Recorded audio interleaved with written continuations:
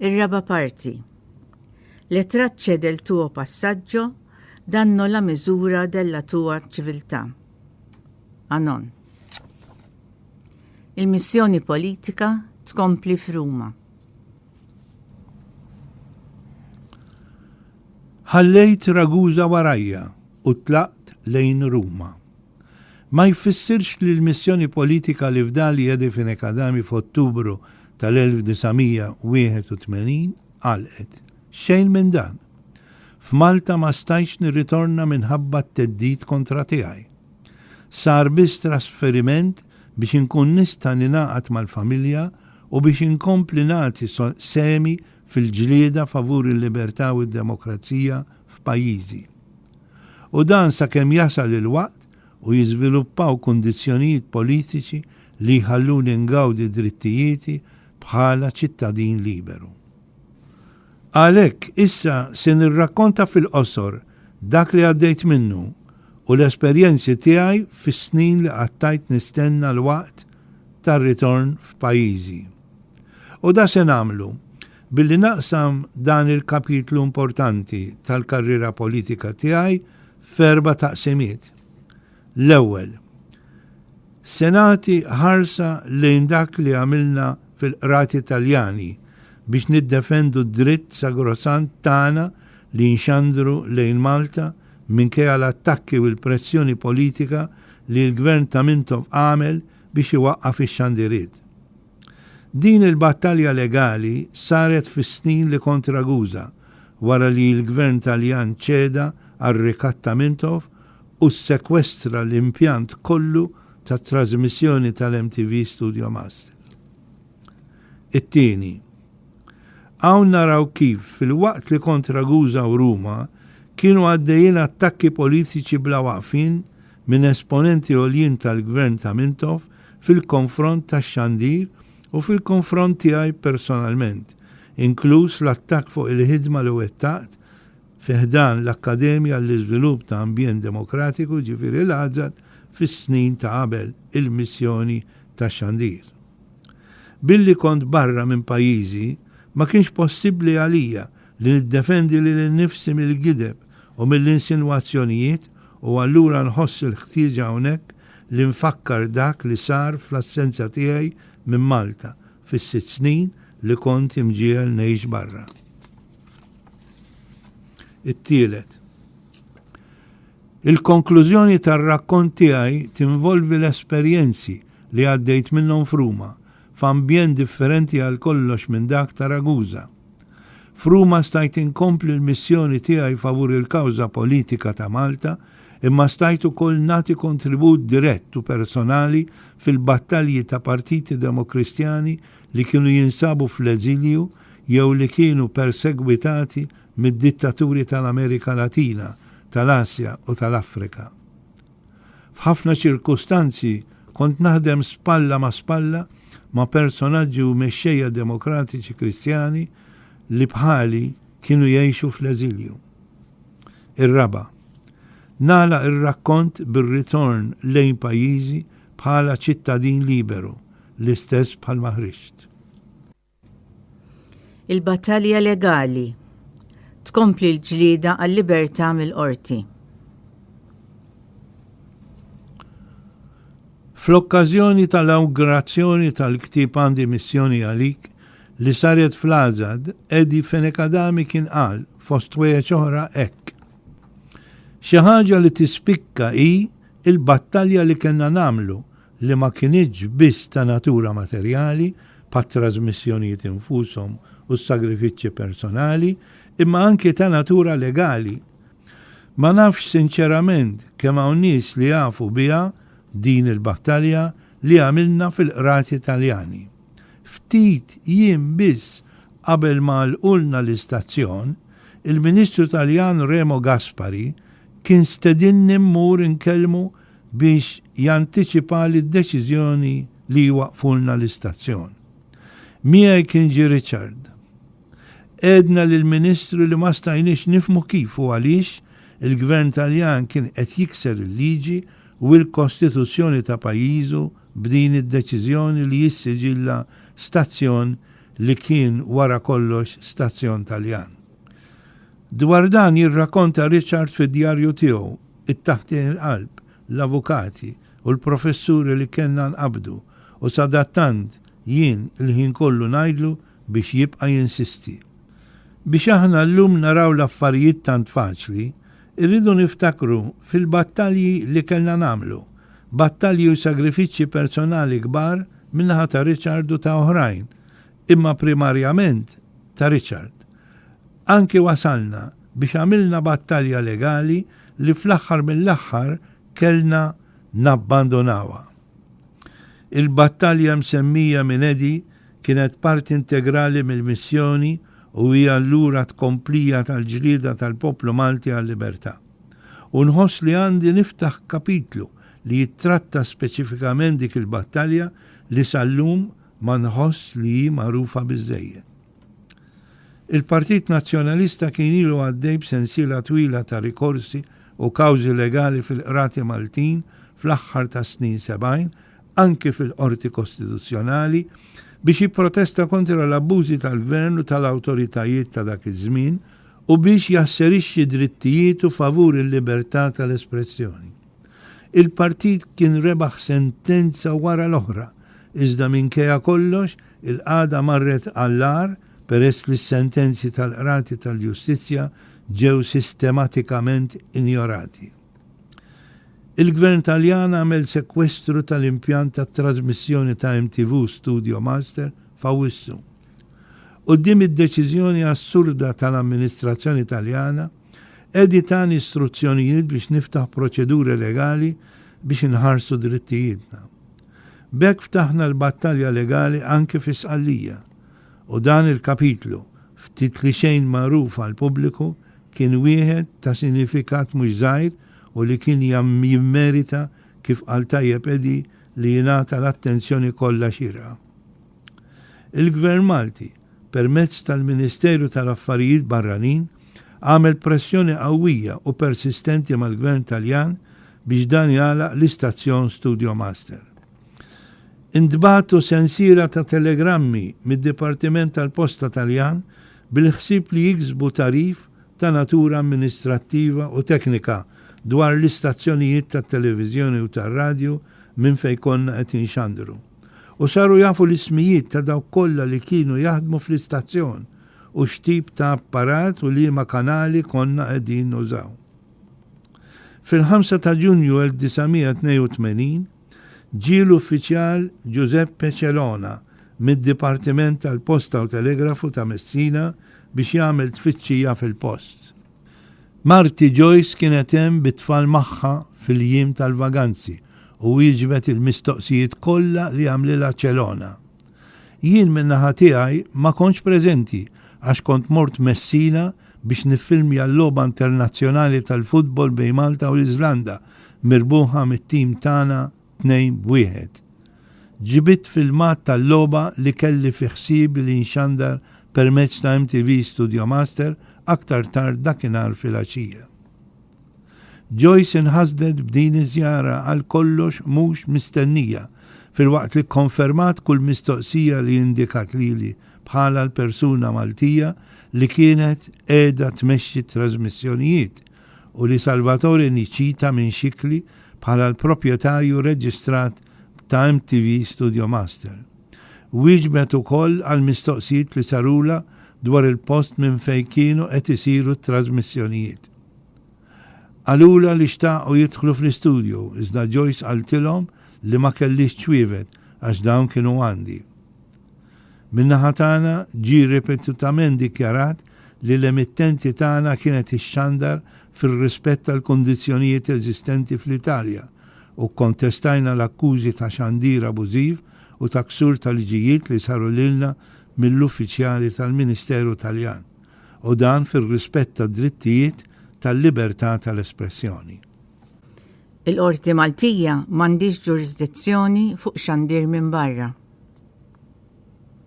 Sadattant il-Qorti Maltija presjeduta mill-imħallef Hugh Harding b'sentenza ta' 22 ta' Ġunju 1982 iddeċidiet li ma kellix ġurisdizzjoni fuq xandir li jsir minn barra territorju Malti. Il-Partit Nazzjonalista fetaħ kawża quddiem il-Qorti Kostituzzjonali kontra l-awtorità tax-xandir u kontra l-Korporazzjoni Telemalta dwar l-iżbilanċ fix-xandir bi preġudizzju kontra l-Partit Nazzjonalista. Għal-Partit Nazzjonalista, l-avukat Joe Fenek iddikjara li ma kellux videotape tad-diskors ta' Edi Fenek Adami li kien ixxandar minn MTV Studio Master. It-talba biex jintwera l-filmat kienet saret mill-Korporazzjoni Telemalta. L-avukat Joe Buttigieg fisem il-Korporazzjoni Telemalta insista għal dan il-videotape għaliex permezz tiegħu seta' jressaq prova li l-Partit Nazzjonalista kien xandar il-programm politiku bil-Malti mingħajr l-awtorizzazzjoni tal-awtorità tax-xandir u bekk kien ippreġudika l-bilanċ fix-xandir politiku f'Malta. Il-Qorti Kostituzzjonali, presjeduta mill-imħallef Harding, iddeċidiet li skont l-artiklu 122 bracket 2 tal-Kostituzzjoni u skont l-Ordinanza tax-xandir, l-awtorità kellha dmir tħares il-bilanċ fix-xandir politiku. Dan il-bilanċ kien jirrigwardja xandir li jsir minn servizzi offruti minn Malta u għalhekk servizzi provduti minn barra ma setgħux ikunu ġudikati. Għal din ir-raġuni l-qorti ċaħdet it-talba tal-korporazzjoni billi l-qorti ma kellix ġurisdizzjoni fuq servizzi li jixxandru minn barra territorju Malti. Lura lejn dak li kien għaddej f'Marina di Ragusa. Wara li l-uffiċjali wettqu l-aċċertamenti li kellhom jagħmlu u wara li xorta bqajna mxandru minkejja li riedu li nieqfu, l-inġenier Bologna, direttur ta' ċirkolo kostruzzjoni telefonike e telegrafike ta' Messina, magħruf ukoll bħala Ċirkostel, ordna kwota la disattivazione degli impianti mediante apposizione di suggelli negli impianti radioelettrici il giorno 3 agosto 1982, unquote. L-ordni kienet li jkun disattivat u s-siġillat l-apparat kollu tal-istazzjoni MTV Studio Master li kien hemm via Bella Vista, Castellana Nuova, Marina di Ragusa, u li kien qed jitrasmetti kuljum fuq kanali UHF 32 u 69 bit-Taljan u bil-Malti. Fil-fatt sar proċess verbal fit-3 ta' Awwissu mill-uffiċjali tad-Dipartiment Giuseppe Celona u Benedetto Spampinato li kienu akkompanjati mill-Marixxall Venerando Minardi u l-appuntato tal-Karabinieri Vito Montello li kienu armati. F'dan il-proċess verbali tniżżel b'mod dettaljat kull impjant li kien ġie siġillat. Dakinhar ħassejthom qed jissiġillaw li ħalqi u għamilt sforz fuq innifsi biex ma nagħmilx reazzjoni għal din l-aggressjoni viljakka li kienet ġejja mill-lid twila ta' Mintov. Infatti hekk kif lestew l-operazzjoni tas-siġilli, l-uffiċjal inkarigat ċempel id-direzzjoni ta' Ċirkostel ta' Messina u qallu biex iserraħ moħħ il-Gvern Malti għax ma kienx se jsir xandir aktar. Dik l-azzjoni amministrattiva prattikament għalqet il-leħen tal-Partit Nazzjonalista u ċaħdet id-dritt tal-maġġoranza tal-Maltin anki minn sqallija. Il-libertà ġiet imsikta. Kelli demi baqbaq u qalbi tħabbat 6-6 kif ngħidu. Dawk il-persuni qudiemi kienu l-bojja imqabda mir-reġim ta' Malta. Dak kien għalija perjodu mimli korla u ribellioni. Ridt nagħmel xi ħaġa, xi forma ta' reazzjoni, imma d-daqqa ta' ħarta kienet kbira wisq. Issa lura lejn l-siġillar tal-impjant televiżiv.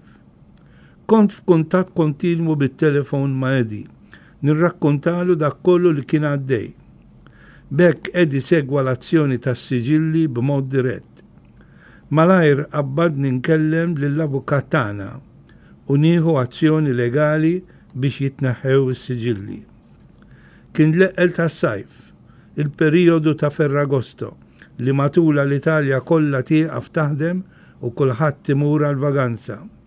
F'dak iż-żmien ma ssib il-ħadd, lanqas jekk tibki.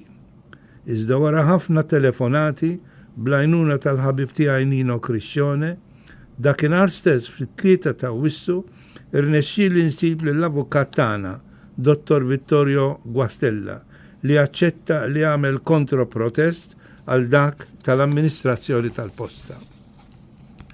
Jumejn wara, dejjem bl-għajnuna ta' Nino Criscione u fuq suġġeriment tal-avukat Guastella, irnexxieli nsib lill-professur Michele Ali, avukat prim minn Catania, li dakinhar kien fil-villeġġatura tal-Klabb Med Camarina ta' Ragusa. Kellimtu dwar il-Kastana u tlabtu jiftaħ kawża b'urġenza quddiem it-Tribunali Amministrativu Reġjonali, dak li magħruf bħala it-TAR ta' Catania. Fis-6 ta' Awwissu Edi Fenekadami kien Ruma għal xi laqgħat ma' Piccoli u mal-Ministru Gaspari. Fl-okkażjoni l-kap wera d-delużjoni tiegħu għas-siġilli li waqfu t-trasmissjonijiet ta' MTV Studio Master u jien kont preżenti għal dawn il-laqgħat. Gaspari spjega dak li kien għaddej bejn il-Gvern Taljan u l-Gvern Malti. Ir-relazzjoni bejn iż-żewġ nazzjonijiet tradizzjonalment ħbieb kienet ħżienet bit-teddid ta' Mintoff li jkeċċi lill-missjoni militari Taljana minn Malta u li qatta l-ftehim bilaterali dwar il-neutralità ta' Malta. Emilio Colombo, il-Ministru tal-Affarijiet Barranin, li kien ħadem u firma trattat ma' Malta, ikkonvinċa lil Prim Ministru Giovanni Spadolini li kien aħjar li jikkuntentaw lil Mintoff biex Malta ma tispiċċax imkaxkra mal-kurrent lejn il-Vant. Spadolini inkwetat kien lest isejjaħ laqa straordinarja tal-Konsilju Nazzjonali per la Sikurezza. Dan normalment kien jitlaqqa biss f'ċirkustanzi estremi ta' periklu għall-Italja. Gaspari qal lil-Edi li hu ma kienx qed jaqbel li kellu jċedi għal Mintoff, iżda qal, quote, jekk nirriżenja jien jieħu posti ministru ieħor u jagħmel dak li ma nkunx aċċettajt li nagħmel jien. Għalhekk, żied jgħid Gaspari, qed inkun kostrett nagħlaq l-istazzjon. Inti tmur quddiem it-TAR ta' Catania biex tħares drittijietek, tingħata raġun mill-qorti permezz ta' sentenza u jien inneħħi s-siġilli. Imbagħad terġgħu tibdew ix-xandru u ebda Colombo jew Mintoff ma jwaqfuni aktar b'sentenza tal-qorti f'idejja. Ma kellniex għażla oħra. Niftakar li ħriġna tassew diżappuntati minn dik il-laqa mas-suppost ħabib tagħna. Imma almenu issa konna nafu dak li kien għaddej wara l-kwinti mill-gvern ta' Mintoff. Quddiem il-Pretura ta' Ragusa. Nar il-21 ta' Settembru 1982, jum l-indipendenza ta' Malta, ftaħna kawża quddiem il-Pretura ta' Ragusa kontra l-amministrazzjoni tal-posta dwar is-siġilli tal-apparat tal-istazzjon tagħna. L-avukat Guastella kien magħruf u rispettat ħafna. Irreaġixxa malajr u b'mod qawwi mad-dipartiment. Irrifjutajna kull akkuża ta' ksur tal-liġijiet Taljani, għal kontrarju ta' dak li kienet sostniet l-amministrazzjoni ta' Messina. Il-każ ta' MTV Studio Master kien ippreżentat b'argumenti sodi u dokumentat fuq il-fatti li ġraw.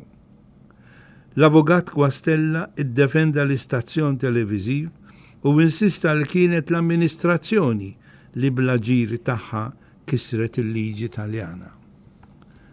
Min-naħa ta' Ċirkostell insistew li Studio Master kien kiser il-liġi Taljana u għaldaqstant kellu jkun penalizzat.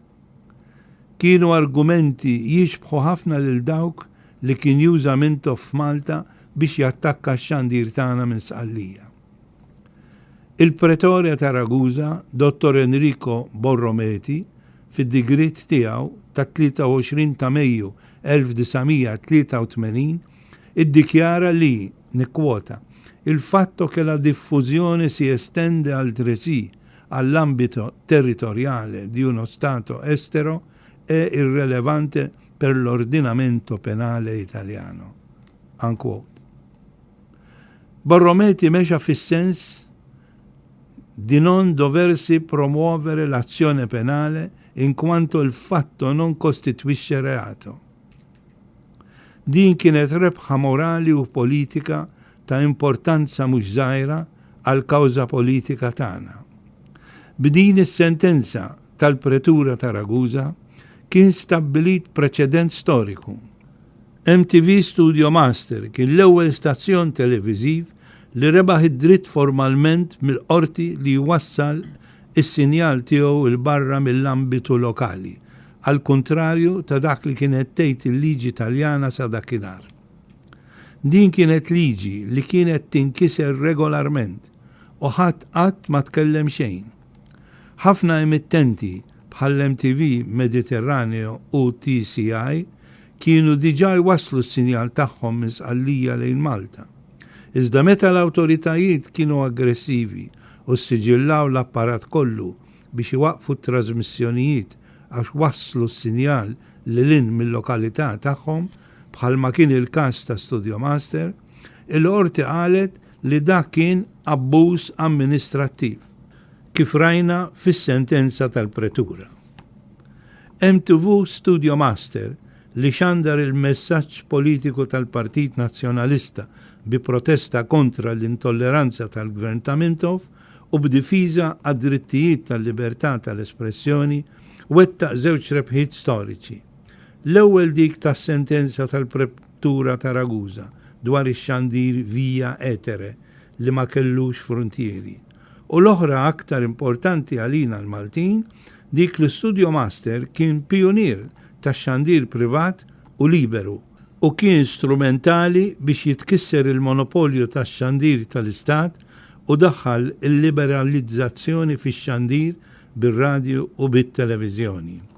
Dan kien konfermat meta l-Partit Nazzjonalista rebaħ l-elezzjoni ġenerali tal-1987 u daħħal il-liġi tal-pluralizmu tal-mezzi tax-xandir. Ħarsa lejn il-qagħda fl-Italja. Niftakru li fl-Italja fejn kien jidħol xandir bit-televiżjoni kien jirrenja l-monopolju tar-Rai.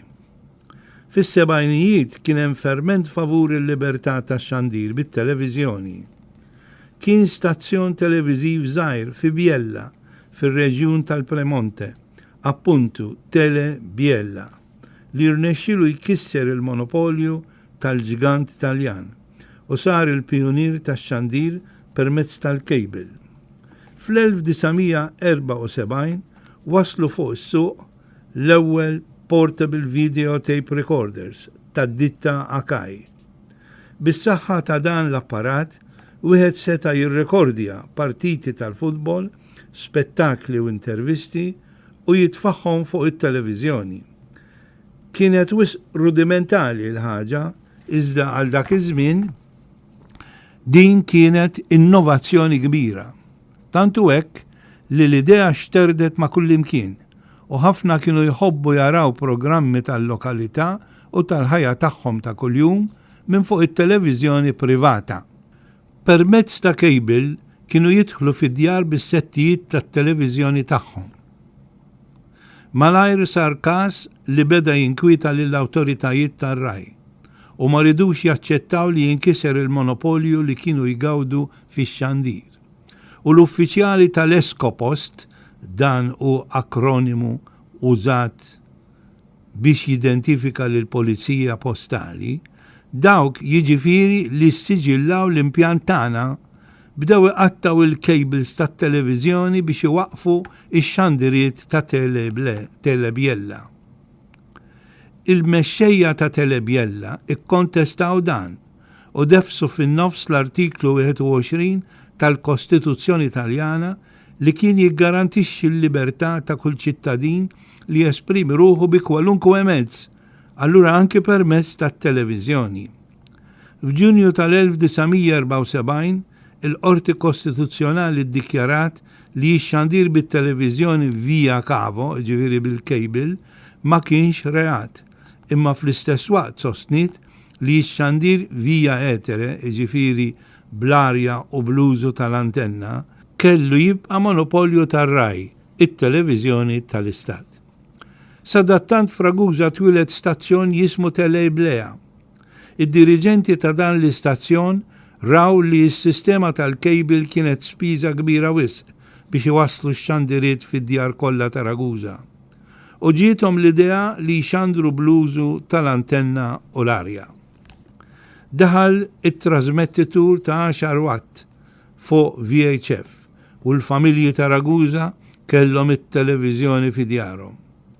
Il-jum storiku kien is-16 ta' Marzu 1976, meta twildet it-televiżjoni via etere li qalbet ta' taħt fuq is-sistema tax-xandir fl-Italja kollha. Bdew l-ewwel bix-xandira tal-partit ta' futbol minn Ragusa u Modica. Dan kien derbi f'konfront bejn il-ġirien. In-nies iġġennu jaraw il-logħba favorita tagħhom. Teleblea xandar il-partita għal 4 ijiem sħaħ.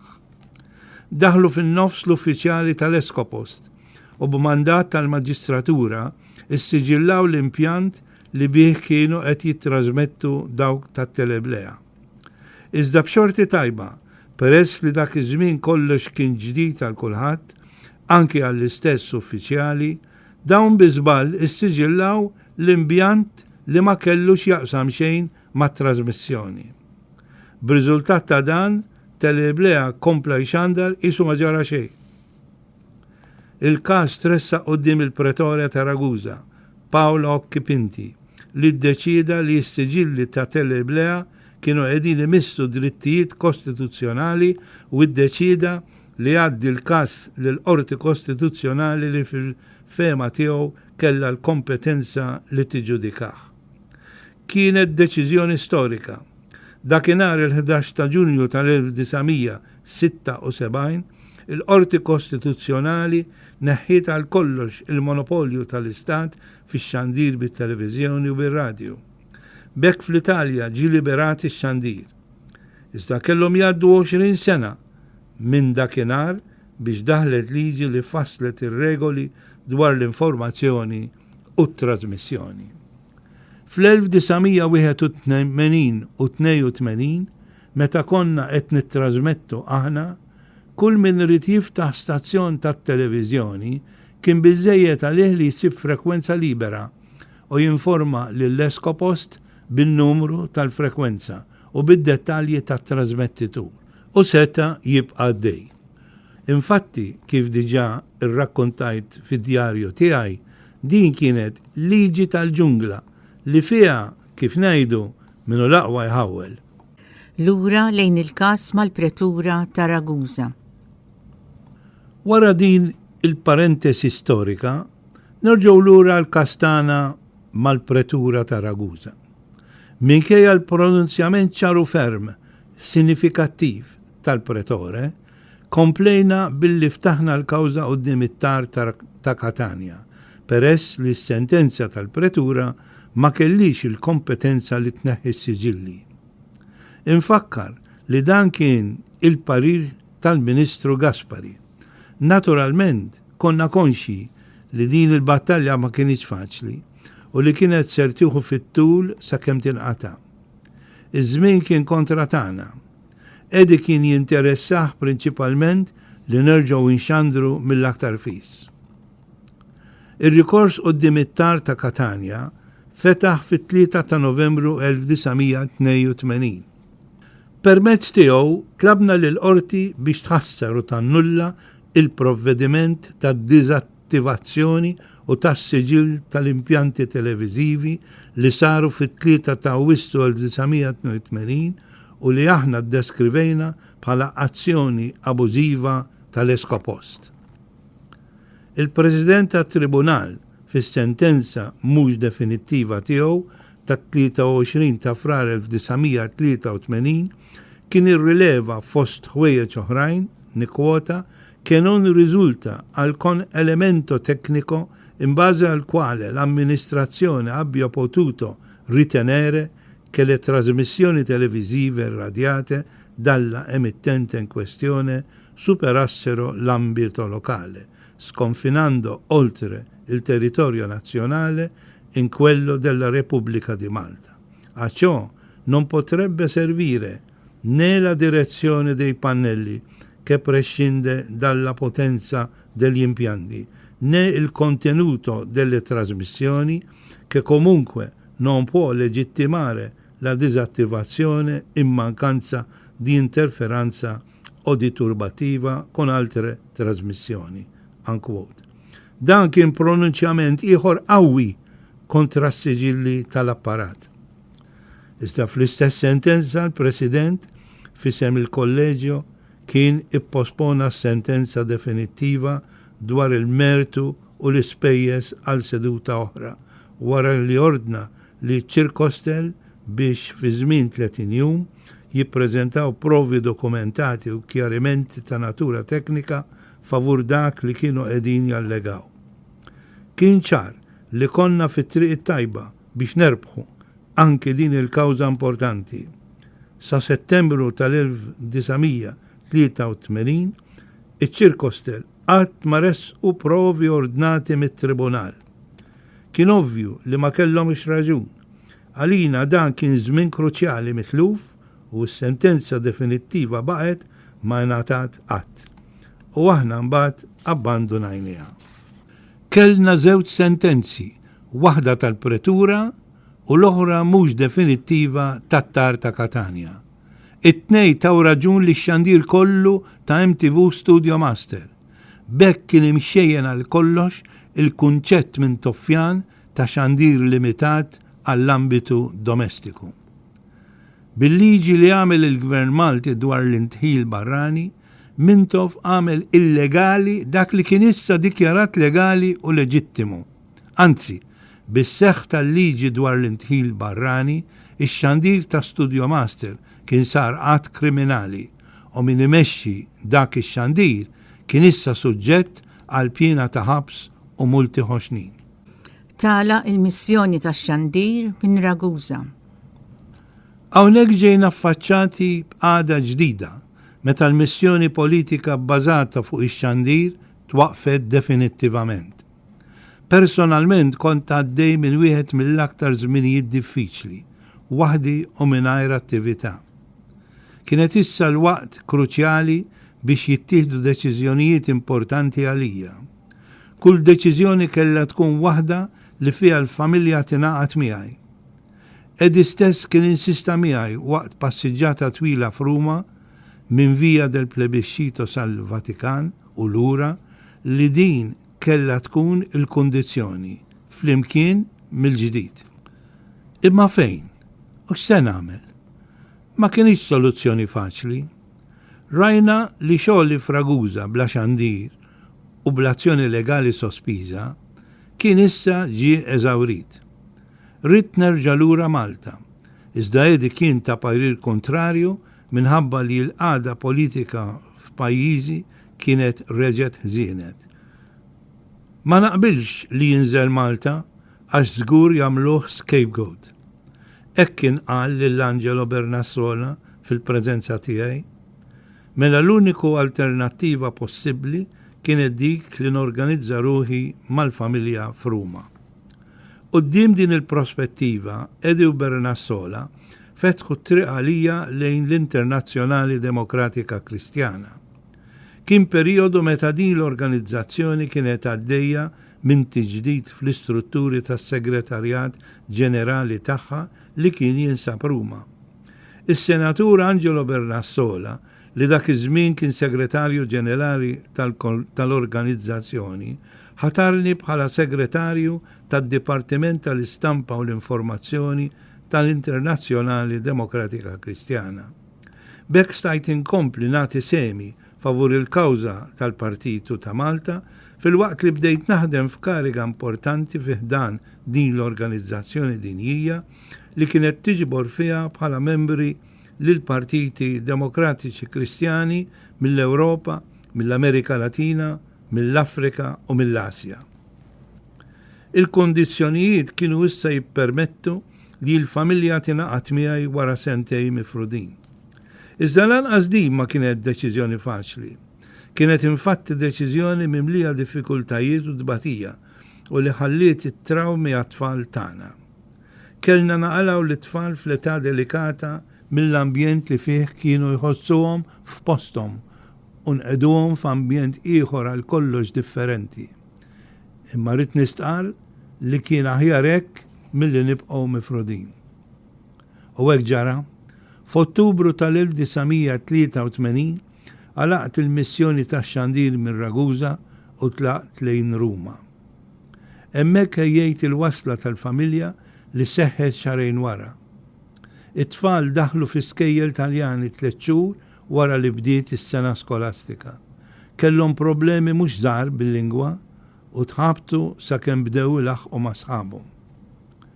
Madamx ma ġie jżurna Edi, xtaq jarana miġburin bħala familja f'Ruma. Ġi fl-appartament li konna krejna u rana nissettiljaw bħala familja. Kull darba li tela Ruma kemm domna hemm maħna qatt ma falla żjara għandna u Joyce kienet lena tagħha tlestilu l-pasta, speċjalment it-tortelloni friski bħala l-platt favorit tiegħu. Kienet tkun festa fil-familja kull darba li kien jiġi jżurna għax it-tfal kienu jiġġennu warajh. L-attakki mill-Parlament ikomplu bla waqfin. U tajjeb li nagħtu daqqatajn lejn dak li kien għaddej fil-Parlament Malti waqt li kont qiegħed nagħmel ix-xandir minn Ragusa u wkoll dak li kien għaddej fis-snin ta' wara meta ma stajtx nerġa' lura f'pajjiżi bħala ċittadin liberu minħabba t-teddid kontinwu fil-konfront tiegħi personalment. Din il-qagħda baqgħet tiċċaħħadni minn drittijieti għal 6 snin. L-aggressjoni u l-vjolenza verbali minn Mintoff u sħabu kienet issir fl-ogħla istituzzjoni tal-pajjiż waqt id-dibattiti u fil-ġurnali soċjalisti u f'dawk li appoġġjawhom bħal gazzetti tal-Union Press. Il-vjolenza, l-aggressjoni fiżika u t-tmaqdir ta' kull xorta, inklużi l-insulti u vendikazzjonijiet, kienu l-ordni tal-ġurnata tul dawk is-snin Mintoffjani. Se nfakkar imqar fil-qosor uħud minn dawk il-momenti suwed li saru waqt li kont qiegħed naqdi dmiri fir-rispett tal-femiet politiċi tiegħi minn barra l-pajjiż. Tilfu rasu f'dadija ta' insulti. Mintoff kien insofferenti għall-aħħar meta radan il-proġett ta' kultura politika, l-Akkademja għall-Iżvilupp ta' Ambjent Demokratiku, jaqdef kontra l-kurrent tal-politika tiegħu. U wera biċ-ċar din l-insofferenza tiegħu u ta' sħabu. Komplet il-kampanja ostili fil-ġurnali soċjalisti. Fil-Parlament akkużana li konna qed ngħaddu eluf tal-liri Maltin mill-Fondazzjoni Konrad Adenauer permezz tal-Akkademja għall-Iżvilupp ta' Ambjent Demokratiku mill-Azad jiġifieri lill-Partit Nazzjonalista biex dan seta' jiffinanzja ix-xandir fis-Sqallija u l-kampanja elettorali. Ara id-dibattitu parlamentari tal-31 ta' Awwissu 1982. Fost dawk li l-aktar urew akkaniment kritiku kien hemm Alex Xiberra Strigona, Lori Sant, George Vella, Carmenu Mifsud Bonnici u Leo Brincat. George Vella, li llum hu l-Ministru tal-Affarijiet Barranin, kien qal li l-Azad mhux edukazzjoni tagħmel imma indottrinazzjoni. Ara d-dibattitu parlamentari ta' 30 ta' Awwissu 1982. Lori Sant, Ministru tax-Xogħlijiet Pubbliċi, kien għalhekk. Il-Gvern Soċjalista qal l-Italjani li jekk kif ħallew Studio Master jopera għandhom huma stess iwaqfu x-xandir. Ednilhom li jew jagħlqu Studio Master jew inkeċċu l-missjoni militari Taljana minn Malta. Ara dibattitu parlamentari ta' 30 ta' Awwissu 1982. Edna lill-Gvern Taljan biex jagħmel dikjarazzjoni miktuba li fiha l-ewwel jgħid ċar li ma jaqbilx ma' Piccoli f'dak li qal, u t-tieni jikkonferma li rrid ikompli jonora l-ftehim bejn iż-żewġ pajjiżi u t-tielet kien se jagħmel minn kollox biex jiżgura li ma jħallix l-isqallija tintuża bħala bażi għal stazzjon tat-televiżjoni kontra l-Gvern Malti. Fin-nuqqas ta' dikjarazzjoni bħal dik, Malta kienet se tqatta' il-ftehim bilaterali. Referenza Mintoff lin-nisa tal-Partit Laburista fiċ-ċentru tal-Mediterran għal konferenzi fit-28 ta' Mejju 1982. Eżempju tipiku tal-persekuzzjoni laburista u dak li qal Leo Brincat li baqa jippersisti fl-attakki kontra tiegħi għal ħafna snin, saħansita wara li ġejt lura mill-Italja. Brincat Mintoffjan konvint kien diġà dak iż-żmien b'ħerqa kbira juża l-Parlament u jikteb fil-gazzett tal-Malta Labour Party u tal-General Workers Union biex jattakkani. Dwar dak li ju sejjaħ assoċjazzjoni bejn l-Azad, il-Moviment Takana u l-Familja Kristjana kiteb hekk. Pastor Muscat li assoċja ruħu ma' organizzazzjoni bħal din kien qed jirreferi għal Familja Kristjana u jħalli niżrijiet bħal dawn jagħmlu ħsara mhux lill-Partit Laburista imma lil pajjiż b'mod ġenerali. U aħna li Sur Muscat ngħidulu, diġà għandek rekord tajb imċappas ma' ismek, għax Richard Muscat u l-istess bniedem li koordina il-kampanja sistematika ta' ħmieġ li mexxa l-Partit Nazzjonalista minn Sqallija permezz tat-televiżjoni u l-bniedem li abbuża mill-kariga tiegħu ta' segretarju eżekuttiv tal-Azad biex ikun strumentali biex iġib lejn pajjiżu dik l-għajnuna kollha barranija minant il-Fondazzjoni Konrad Adenauer. Għalhekk jien ngħid aktar u aktar għajpalih li wara r-rekord ta' mistħija li ċappa sbieħ fl-imoddi issa qed jokkupa kariga fl-Internazzjonali Demokratika Kristjana. Ara dibattitu parlamentari tal-14 ta' Novembru 1984. Meta qal li qtajninlu nifsu. Dawn li ġejjin huma żewġ siltiet minn diskors li għamel Domingo Mintoff fil-Parlament fil-31 ta' Wissu 1982. Araw x'qal. Nikkwota. Mela x'qegħdin nagħmlu f'din il-liġi? Int, Sur Malti, ma tistax tmur f'pajjiż ieħor u minn hemmhekk titkellem dwar Malta mingħajr ma jien nista' nilħqek hemmhekk. Ma tistax tagħmlu dan. Int mort f'pajjiż fejn issa l-liġijiet ta' Malta ma jistgħux jilħquk u l-poplu Malti se jgħidlek. Sur kriminal, int għall-ħabs. Aħna li kieku ridna kellna lil min rid jagħtina l-istrumenti biex nwaqfu u niġġamjaw dak li ġej mill-Italja. Imma aħna ridna li jkun il-Gvern Taljan li jwaqqaf dan jekk ma jridx li jsir l-għadu ta' Malta.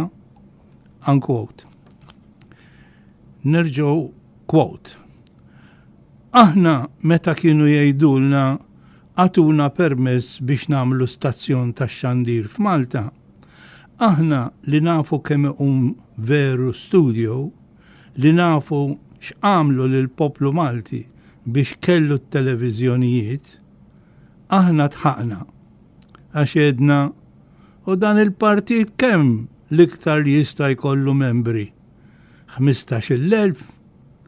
Kif jista' dan il-partit iżomm stazzjon li il-miljuni u mbagħad biex iżommu trid ħafna eluf ta' liri fil-ġimgħa.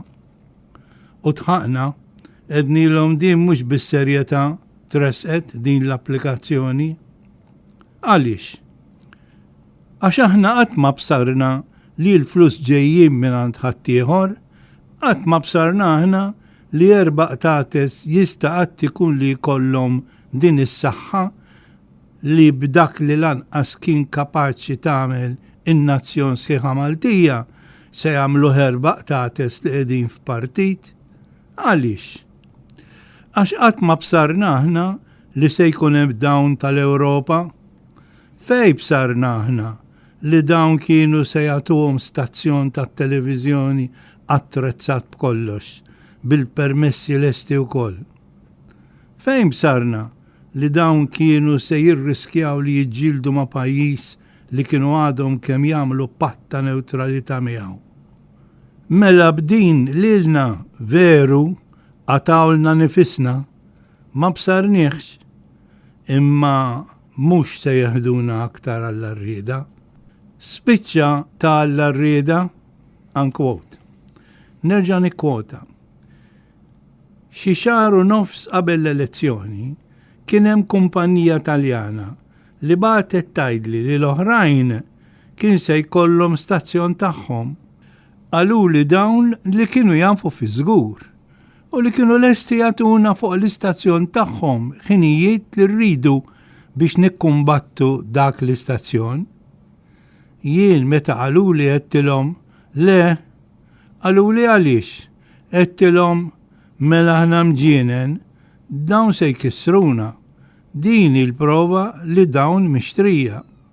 B'din il-liġi se nagħmlu li kun att kriminali li kun delitt li inti tinxtara mill-barrani għax hekk ifisser da. U ngħidlu Mintoff kien qed jirreferi għalija. Jekk tiksira din il-liġi, l-ewwel wieħed li tmur il-ħabs tkun int. Ara d-dibattitu parlamentari tal-31 ta' Awwissu 1982. Xi espressjonijiet huma partikolarment interessanti u laqtuni sew. Dan juri kemm Mintoff jew ma kienx jaf dwar xiex qed jitkellem, jew ma kienx marraf sew. Kien jaġixxi fuq suspetti.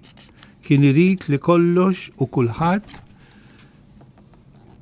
jissoġġetta ruħu għal kmand u għal kontroll tiegħu. U min jazzarda joħroġ minn din is-sitwazzjoni restrittiva kien iħallas qares. Il-liġi dwar l-intħil barrani. Fil-Parlament, Mintoff kien għala id-dibattitu fit-tieni qari tal-liġi dwar l-intħil barrani b'diskors ta' 80 minuta li kien imxandar dirett 5 seduti sħaħ fuq Television Malta, TVM, u l-mezzi kollha tax-xandir statali.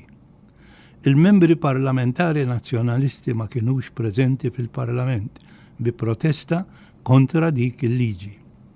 Mintoff kien għalhekk.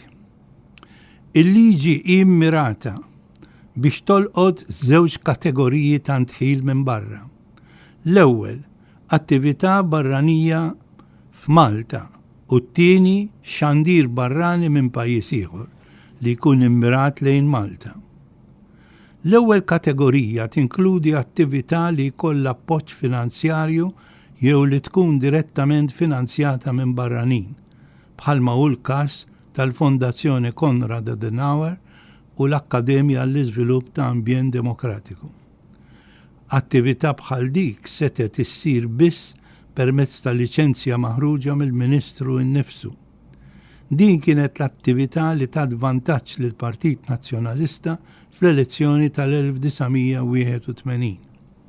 Xandir ta' natura politika minn barra l-pajjiż joħloq żbilanċ ta' xandir favur il-Partit Nazzjonalista u jqiegħed f'periklu d-demokrazija f'Malta.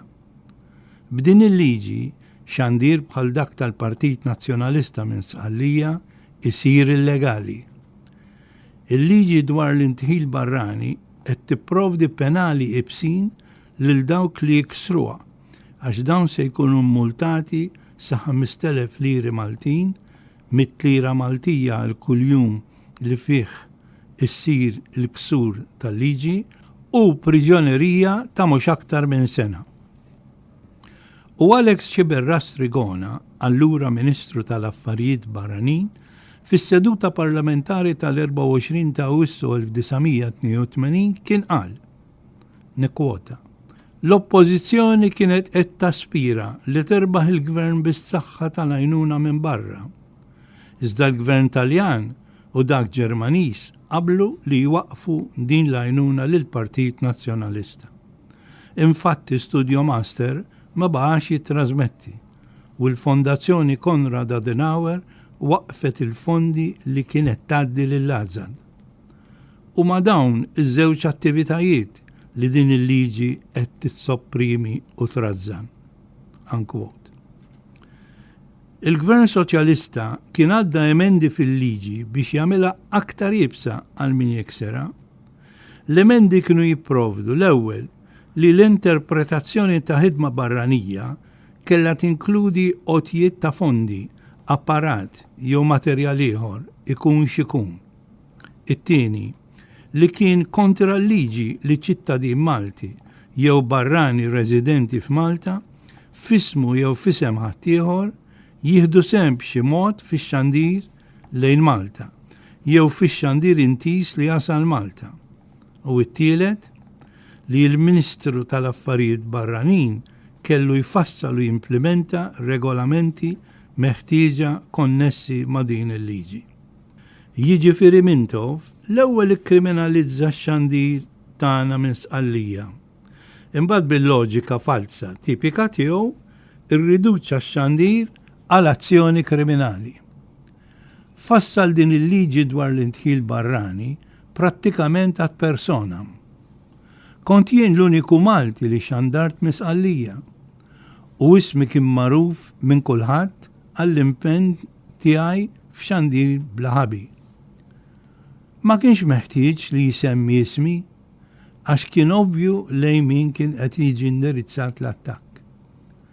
Mintoff kien spiss jadotta din is-sistema li jkun allużiv u rarament speċifiku. Imbagħad iħalli f'idejn dawk ta' madwaru biex iħammġu fil-Parlament, fil-gazzetti tal-Malta Labour Party u tal-General Workers Union bi kwantità impressjonanti ta' artikli editorjali u 1000 kidba oħra. Mbagħad iħalli f'idejn il-partitarji jakkaniti biex iservu bħala eku effettiv għas-sinjali li jirċievu minn fuq billi jinfexxu f'insulti, teddid u aggressjonijiet oħrajn.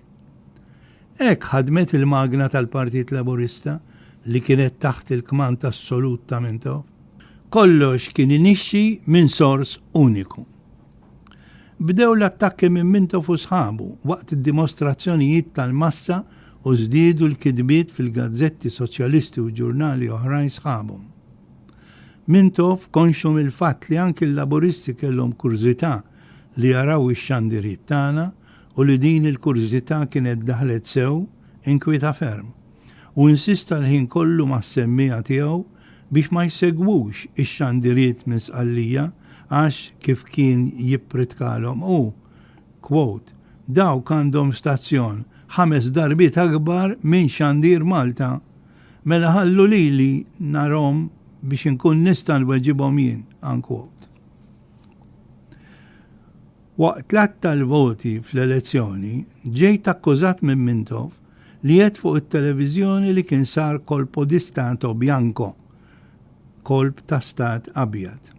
Fil-verità, fuq istruzzjonijiet minn Edi Fenekadami, irrakkomandajt lin-nies joqogħdu kalmi fi djarhom billi xnijat kontradittorju li kienu ħerġin mill-post tal-att tal-voti kabbar it-tensjoni li kienet kważi esplosiva. F'waqt minnhom deret rebħa soċjalista bil-partitarji soċjalisti joħorġu jiċċelebraw. U ftit wara waslu aħbarijiet inċerti u xnijat iserpu ma' kullimkien. Fi Sqallija, waqt li kont qed inxandar ir-riżultat tal-votazzjoni, irċevejt telefonati mill-Uffiċċju tal-Informazzjoni f'Kastilja.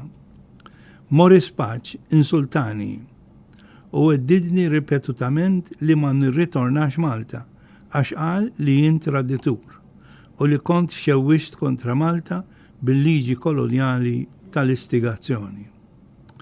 Iltqajt tal-ewwel darba ma' Morris Paċ f'Diċembru tal-1987 waqt riċeviment tal-miliet fil-Ministeru tal-Affarijiet Barranin. Hekk kif avviċinani biex jagħtini l-awguri għal-festi, waqqaftu u qudiem diversi nies preżenti jgħatlu, quote, jien la nafek u lanqas qatt kellimtek. Allura għaliex għamilt li tant ħsara u ikkaġunajt tant batija lili u lill-familja tiegħi. Insista miegħi. Kelli ordnijiet minn Mintoff blajjat u t-twerżiq ta' wieħed qisu miġnun. Mintoff kien jorqod Kastilja u kienu li ordnali biex inċempillek u biex b'xi mod inwaqfek milli tkompli xandar. Wara t-telefonati ta' Morris Paċ bqajt inxandar bir-riżultati tal-elezzjoni. Saħansitra qabel iħabbarhom xandir Malta. Iżda f'daqqa waħda faqqet sajjetta waqt Malta imbagħata kbira u ħadet it-trasmettitur fuq il-muntanja Arċibessi. Waqaf kollox. Ta' Mintoff ħasbu li waqaft għax bżajt mit-teddid. Kienu żbaljati bil-kbir. Din li ġejja hija silta mid-dikjarazzjoni li għamilt fl-ewwel diskors tiegħi fil-Parlament bħala deputat tal-Partit Nazzjonalista. Waqt ir-risposta għad-diskors tal-President ta' Malta jiena għedt, quote, "Ippermettili Mr. Speaker li f'dan il-kuntest nesprimi konsiderazzjoni li tolqot lili direttament. Irrid nagħmel imqara ċenn biex nesprimi l-konvenzjoni tiegħi li kull ċittadin għandu ikun impenjat fil-ħarsien tal-libertà vera. Inħoss li kull ċittadin għandu jħossu dmir tiegħu li jkun liberu u li jgħix ta' bniedem liberu. Aktar mill-li dritt dan u dmir tiegħu. Jien wieħed mill-ħafna li nemmen f'dan il-valur tal-ħajja. U kien b'dan l-animu li ħdimt u tajt semi f'kull attività politika li ġejt imsejjaħ biex inwettaq. Dan għamiltu anki b'sagrifiċċju biex nara lan ewlieni jseħħ u jirnexxi. Hekk kienet il-ħidma tiegħi fl-Akkademja għall-Iżvilupp ta' Ambjent Demokratiku li kien iservi bħala ċentru ta' studji politiċi u li l-offer tal-programm tiegħu kien dak tat-tixrid tal-kultura politika u tal-valuri politiċi tal-libertà u tad-demokrazija. Hekk ukoll kienet il-ħidma tiegħi fil-qasam tax-xandir li wettaqt fisem il-Partit Nazzjonalista minn Sqallija u hekk kienet il-ħidma tiegħi ukoll fis-snin li segwa wara, meta kont imġiel ngħix kontra l-volontà tiegħi barra minn dari u l-bogħod minn pajjiżi. Unquote. U nerġa' nikkwota. Minkejja kull ma ntqal fl-assenza tiegħi tul dawk is-snin waqt id-dibattiti tas-seduti ta' dan il-Parlament biex interpreta skopijiet u motivi ulterjuri għal din il-ħidma tiegħi u minkejja attakki personali u inġusti u neqsib mill-korrettezza li ssibu mir-rekordjati fil-minuti tal-istess dibattiti parlamentari, nixtieq nafferma mhux għax hemm bżonn li nagħmel dan li l-intenzjoni personali tiegħi kienet ġenwina bla interessi marbutin u motivata minn twemmin f'ideali tajbin u aċċettati mill-komunità u mis-soċjetà demokratika. Nafferma wkoll li semi tajtu fisem il-Partit Nazzjonalista li kien determinat li jagħmel minn kollox biex iħares id-dritt tal-libertà u tal-espressjoni li kienu medda. Nafferma li matul dak kollu li għamilt f'dan il-qasam kont konvintu koll li kellu s-segwitu u l-appoġġ tal-maġġoranza tal-poplu Malti li mhux tal-li segwa iżda kienu koll parti ħajja minn dan il-proġett, mimli sagrifiċċji u mimli b'ħafna ġenerożità kbira. Daqshekk biss irrid ngħid illum dwar dan il-kapitlu u għedtu, Mr. Speaker, għax inħossni fid-dmir aktar milli fid-dritt li nistqarru fġieħ l-irġulija, fġieħ il-korrettezza u l-koerenza u fġieħ is-sewwa li rid u li stinka għalija u li rebaħ fi sima il-poplu Malti f'dik l-elezzjoni li ġiet waraha. Jidirli għalhekk li qed nagħlaq kapitlu li kien għadu miftuħ u dan nagħmlu mingħajr ebda animożità lejn ħadd, anzi b'mod oġġettiv, kostruttiv u koerenti, jiġifieri bl-istess sentiment u bl-istess imġiba li bihom ħdimt u sofrejt. Unquote. Dak il-ħin għal dak il-kliem ma kien hemm l-ebda reazzjoni min-naħa tad-deputati tal-Oppożizzjoni Laburista. Lanqas du minn Mintoff, Lorisant, Leo Brincat, George Vella ma l-isno kelma. Bħala membru parlamentari kelli moment li ġab li soddisfazzjon personali. Danki meta rajt passaġġ minn artiklu bit-titlu Il-praspura trasparenti tal-istazzjonijiet tat-televiżjoni. L-artiklu miktub mill-Lino Spiteri u ippubblikat fil-ħarġa tal-ġurnal it-Torċa tat-23 ta' frar 1993 kien jgħid hekk, nikkwota. Il-Partit Nazzjonalista sninilu ataħħa li jmur ixandar minn Sqallija. Kellu l-mezzi, sab il-ħbib. Kellu wkoll il-Richard Muscat li b'kuraġġ kbir ma rimexxi l-istazzjon tan-Nazzjonalisti li minn Sqallija kien ixandar għal Malta. Richard kien spiċċa bata u nqis li dik għada teba fuq ir-rekord soċjalista. Mill-ftit li sirt naf li Richard Muscat f'din l-aħħar sena, nammiraħ li meta tqis kemm kellu jdum barra minn artu, ma tħassarx u baqa' bniedem deċenti. Unquote. Emozzjonajt ruħi b'din l-istqarrija sinċira u kuraġġuża tad-deputat laburista Lino Spiteri li qatt ma kont għadni kellimtu qabel. Ktibtlu nota ta' apprezzament sinċir. F'livell personali kelli soddisfazzjon ieħor meta ngħatajt ċertifikat ta' partiċipazzjoni fil-Premju Letterarju tal-1997 li kien organizzat mill-Ministeru tal-Edukazzjoni u Kultura Nazzjonali. Irċevejt ir-rikonoxximent tal-ktieb Għandi missjoni għalik. Evarist Bartolo kien il-Ministru tal-Edukazzjoni. Michael Sand kien il-President tal-Bord tal-Għażla. U Dr. Joseph Mangani kien is-segretarju tal-bord. Kienet tassew sorpriża sabiħa lija li rċevej dan ir-rikonoxximent li għalija fisser ħafna u ħafna. U anki hawn urejt l-apprezzament tiegħi lill-Ministru Bartolo li fil-qosor weġibni hekk jimmeritak kollu. Dawn iż-żewġ ġesti pożittivi setgħu żviluppaw f'forma konkreta bħala tweġiba għas-sejħa ta' rikonċiljazzjoni li kien għamel il-Prim Ministru Edi Fenekadami fl-1987. Iżda sfortunatament forsi anke minħabba l-għada politika li kienet saret delikata immens għal-gvern tal-Alfred Sand baqgħu inizjattivi iżolati.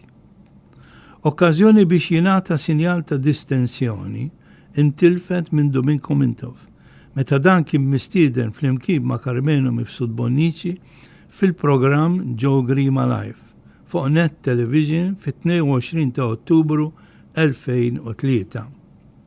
Mintov kien qed jagħmel żjara fl-istudju ta' Net TV fid-Dar Ċentrali tal-Partit Nazzjonalista. Ħadd l-okkażjoni unika ta' din iż-żjara u permezz ta' klipp staqsejt lil Mintov kienx iħossu li wasal il-waqt li jagħti valur storiku, morali u politiku li żjara tiegħu fuq Net Television billi jagħmel messaġġ ta' distensjoni lejn daw kollha li kienu sofrew bil-politika tiegħu, inklużi jien stess u l-membri tal-familja tiegħi. Mintov ma aċċettax u rreaġixxa bl-istess sentimenti negattivi ta' dejjem. Kien istigat li jżomm ibes minn Carmenu Mifsud Bonnici. Ma jistax ikun hemm rikonċiljazzjoni vera jekk ma jkunx hemm l-apoloġija sinċiera u l-maħfra. L-apoloġija tkun sinċiera meta tkun tirrispetta l-verità li twassal għall-ġustizzja. U issa f'Ruma. Id-djarju tiegħi għala fl-14 Ottubru tal-1983 meta wasalt Ruma wara li kien imsikket il-messaġġ politiku tal-Partit Nazzjonalista bit-televiżjoni u bir-radju u kont kostrett nibqa' l-bogħod minn pajjiżi minħabba t-teddid kontinwu mill-Gvern Mintofjan li ċaħħadli l-possibilità li nirritorna farti bħala ċittadin ħieles. Ktibt lil Marti Joyce u rrakkontajt l-sensazzjonijiet tiegħi fl-ewwel ġranet mal-wasla tiegħi għand is-Sorjiet Franġiskani Maltin ta' Via Gallia. Ktibtila dwar l-ewwel kuntatti li kelli ma' nies ġodda li wara ftit saru ħbib kbar tiegħi fl-uffiċċji tal-Unjoni Mondjali Demokratika Kristjana li aktar tard saret magħrufa bħala l-Internazzjonali Demokratika Kristjana. Għalaqt biħsibijieti fuq it-tfal b'ansja kbira li nfittex narhom ħdejja fi ftit jimoħra. Dik ta' Ruma kienet fissert komplija tal-missjoni politika li ħallejt warajja f'Ragusa. Bqajt naħdem għall-istess kawża b'mezzi u f'ambjent differenti għal kollox minn dawk ta' Sqallija. Sadattant bqajt imċaħħad minn drittijieti minħabba t-teddit u l-attakki politiċi mir-reġim minn Toffjan. Kien diġà aċċettat bħala fatt l-istatus tiegħi ta' refuġjat mingħajr ma tlabt l-istatus uffiċjali mir-rappreżentant fl-Italja tal-United Nations High Commissioner for Refugees, magħruf bħala UNHCR. F'dan is-sens apprezzajt immens il-parir li tani l-professur Henry Frendo li dak iż-żmien kien direttur tal-UNHCR f'Ġinevra l-Iżvizzera. Skont in-Nazzjonijiet Uniti, refuġjatu dak li minħabba biża ċara ta' persekuzzjoni għal raġunijiet ta' fema politika jinsab kostrett jgħix barra minn pajjiżu. Definizzjoni pinġuta. Bitweġiba l-artiklu li der fil-Maltese Herald ta' Victoria l-Awstralja fit-23 ta' Lulju tal-1985 f'paġna 7 b'tipi grassi li bih kien sar l-attakki fuqi, il-professur Henry Frendo li issa kien direttur tal-UNHCR fl-Awstralja kiteb hekk. Nikkwota, fil-fema tiegħi Richard Muscat hu refuġjat li aġixxa in buona fede u fi spiritu demokratiku minkejja ċirkostanzi. Unquote.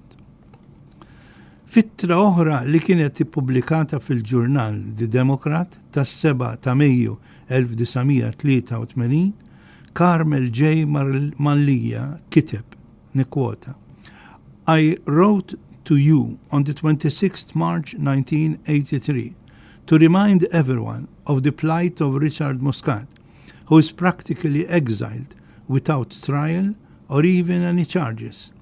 His wife, his children, his mother, his friends, all right-thinking people share an ordeal which is not trumpeted by Amnesty International, but is nevertheless a gross violation of human rights.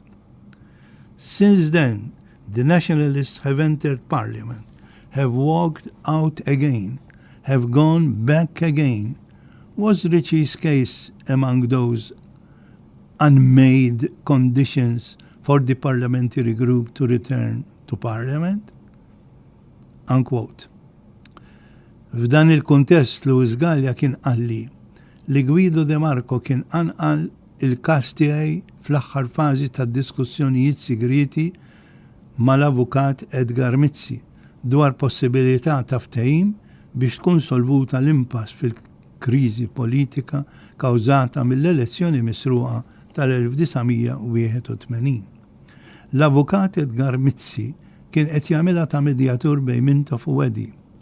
Skont Luis Gallia, Edgar Mizzi kien ġilura mill-laqa ma' Mintoff u qal lil Guido li, quote, dwar il-każ ta' Richard Muscat milli għedna m'hemm xejn, unquote. Mal-familja mill-ġdid. Issa ninsabu fl-imkien mill-ġdid, kif xtaqna, anki fuq insistenza ta' Edi Fenekadami. Ċertament konna l-koll konvinti li din kienet l-inqas deċiżjoni traumatika miż-żewġ għażliet li offrawlna ċ-ċirkustanzi. Jiġifieri li nirritorna f'Malta bir-riski kollha għall-inkolumità tiegħi jew li nibqa' barra minn pajjiżi imċaħħad minn drittijieti iżda bil-familja mill-ġdid miegħi. Din tal-aħħar kienet bla dubju deċiżjoni diffiċli, speċjalment fil-kuntest tat-trasferiment tat-tfal. Massimo kellu 11 sena. Tgħix kemm kien kuntent li għadda mill-eżamijiet, ġie fil-5 post fil-lista ta' dawk li għaddew u daħal fil-kulleġġ ta' Norwiġi Birkirkara. Dik kienet il-ħolma tiegħu. dam jirreżisti biex ma jitlaqx lil ħbiebu mill-klassi. Kellu għażla jibsa x'jagħmel u wkoll. U fl-aħħar kontra qalbu ħalla warajh lil ħbiebu u għażel li jingħaqad ma' missieru f'belt enormi u b'lingwa għalih barranija għal kollox. Kienet trauma li aktar il-qoddim kellha tħalli effett fuqu u fuq il-familja tagħna kollha. Mariano kellu 8 snin u Marco kellu 3. Għalihom it-trasferiment kien aktar faċli. Joyce ma taqta' qalba minn xejn. Affrontat id-deċiżjoni tal-miġja tagħha u tal-familja f'Ruma b'determinazzjoni, bl-akbar lealtà u b'imħabba kbira. F'Ruma it-tfal irċevew it-talim tagħhom fl-Istituto Pio IX tal-Aventino li kien immexxi mill-Frers. Marco, iż-żejr tagħna, beda l-ewwel skola tiegħu fl-Asilo Nido Rio de Janeiro ta' Colli Portuensi.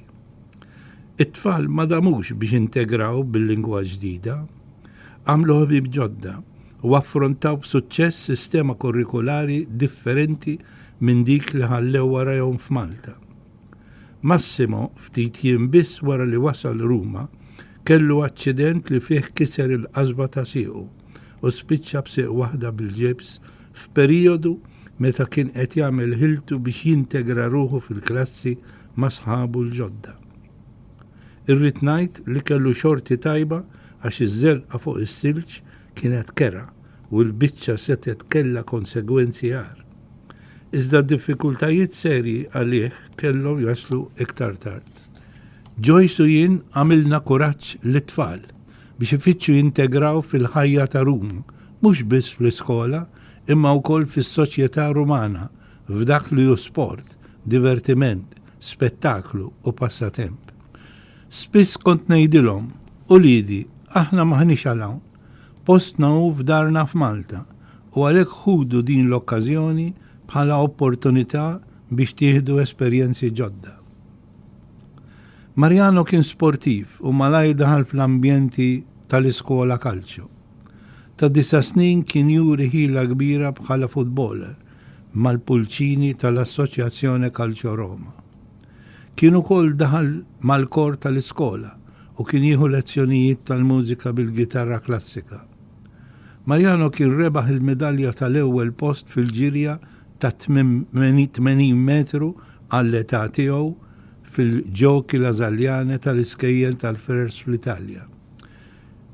Ikkoċjajtu jien stess f'taħriġ kuljum fil-park ta' Doria Pamfili biex itejjeb il-partenza u l-ġirja.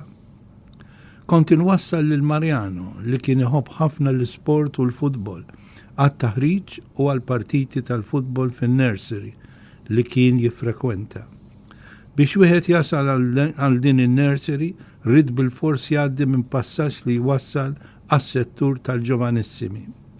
Fuq il-bib tal-passaġġ kien hemm motto stampat li kien jgħid hekk: Le tracce del tuo passaggio danno la misura della tua civiltà.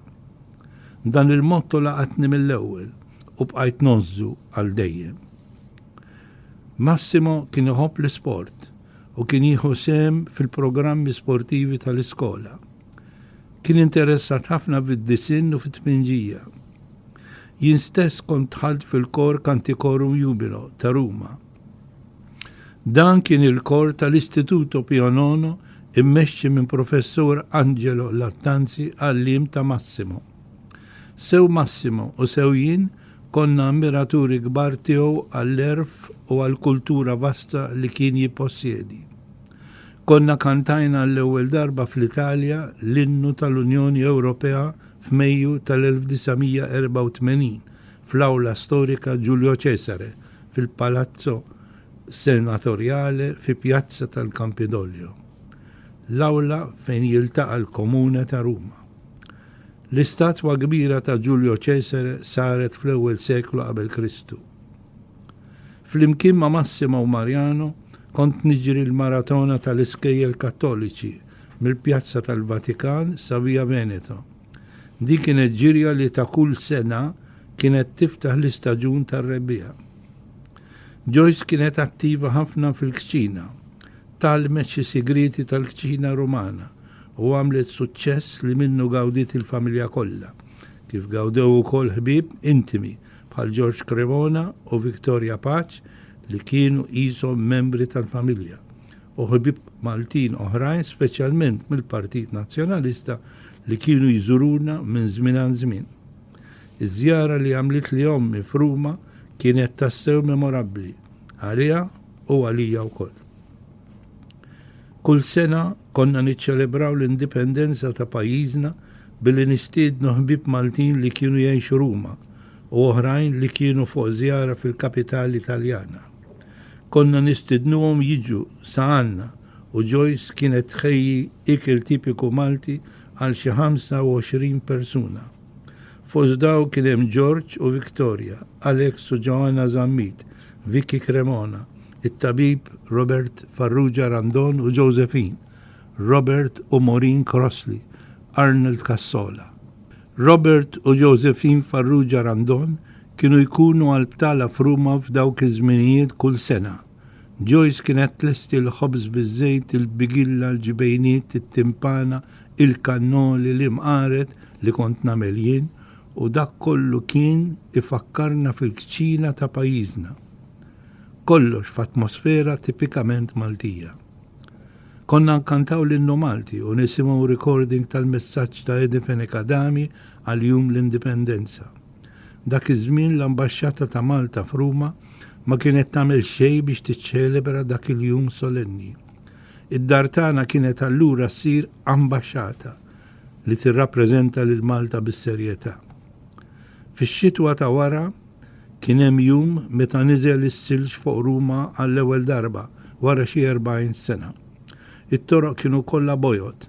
It-tfal kellhom xalalta jilagħbu fuq is-silġ u jagħmlu slides bil-bob. F'Jannar, issa konna fl-1985, ġew ħdejja Louis u Vincent biex jgħaddu l-ewwel tas-sena magħna. Kienet żjara li nibqa' niftakar. Ġabuli magħhom kopja tal-Bibbja bil-Malti li kienet ippubblikata fl-1984.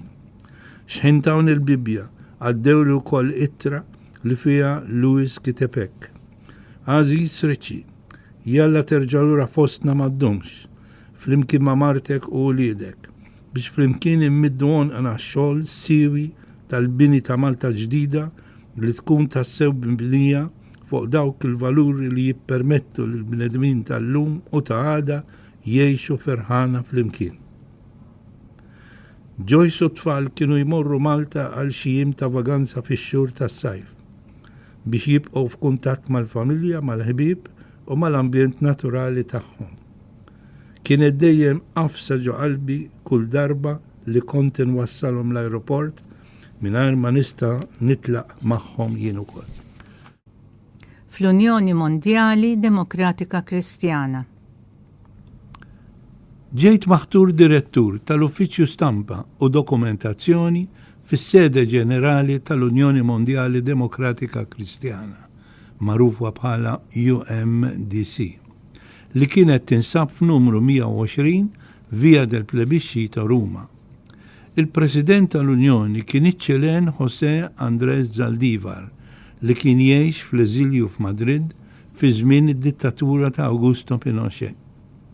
Lil dan il-mexxej tal-Partit Demokratiku Kristjan ta' Ċile kont ġibtu Malta biex jieħu sehem fil-festi tal-ħbiberija tal-1981 li saru fl-Argotti l-Forjana. Qatt ma kont nobsor dakinhar li dan kellu jkun il-President tiegħi sentej wara. Is-Senatur Angelo Bernassola kien Segretarju Ġenerali. Prattikament kien imexxi l-Amministrazzjoni Ġenerali. L-UMDC kella 70 partit demokristjan mid-dinja kollha bħala membri fiħdana. Permezz tal-kariga uffiċjali tiegħi mal-UMDC kont naħdem f'kuntatt kontinwu mal-ambjenti politiċi tad-Demokrazija Kristjana u permezz tal-UEDC u tal-Partit Popolari Ewropew sirt familjari mal-ambjenti politiċi Ewropej fi Brussell, f'Bonn u fi Strasburgu. Il-Partit Nazzjonalista kien membru fl-Unjoni Ewropea della Demokrazija Kristjana. L-UEDC kien l-organu li jiġbor fih il-partiti demokristjani mill-Ewropa kollha, speċjalment lil dawk li kienu ġejjin minn pajjiżi mhux membri fl-Unjoni Ewropea. Il-Partit Nazzjonalista kienu wkoll membru fl-Unjoni Mondjali della Demokrazija Kristjana. Din l-Unjoni kienet saret magħrufa bħala l-Internazzjonale Demokratiko Kristjana fil-Kungress li sar fiċ-Ċile f'Novembru tal-1983. Il-Partit Popolari Ewropew twaqqaf fl-1976. Iżda kien ilhom jeżistu forum differenti ta' gruppi demokristjani sa mill-1953 ma' twaqqif tas-Suq Komuni Ewropew.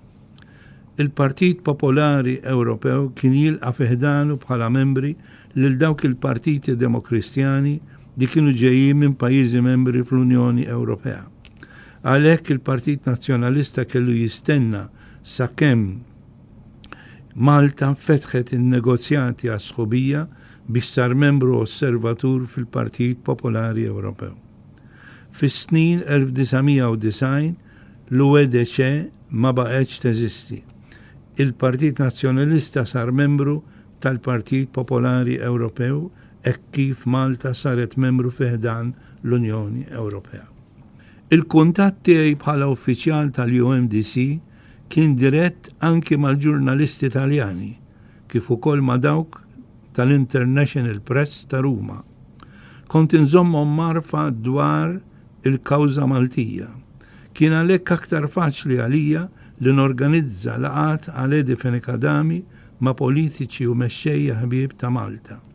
Infatti ftit jiem wara li ħadd il-kariga, organizzajt l-ewwel laqgħa mal-istampa Taljana li għaliha Edi Fenikadami kien tela Ruma apposta. U kien akkumpanjat minn Noel Buttigieg-Scicluna, il-Segretarju Internazzjonali tal-Partit Nazzjonalista.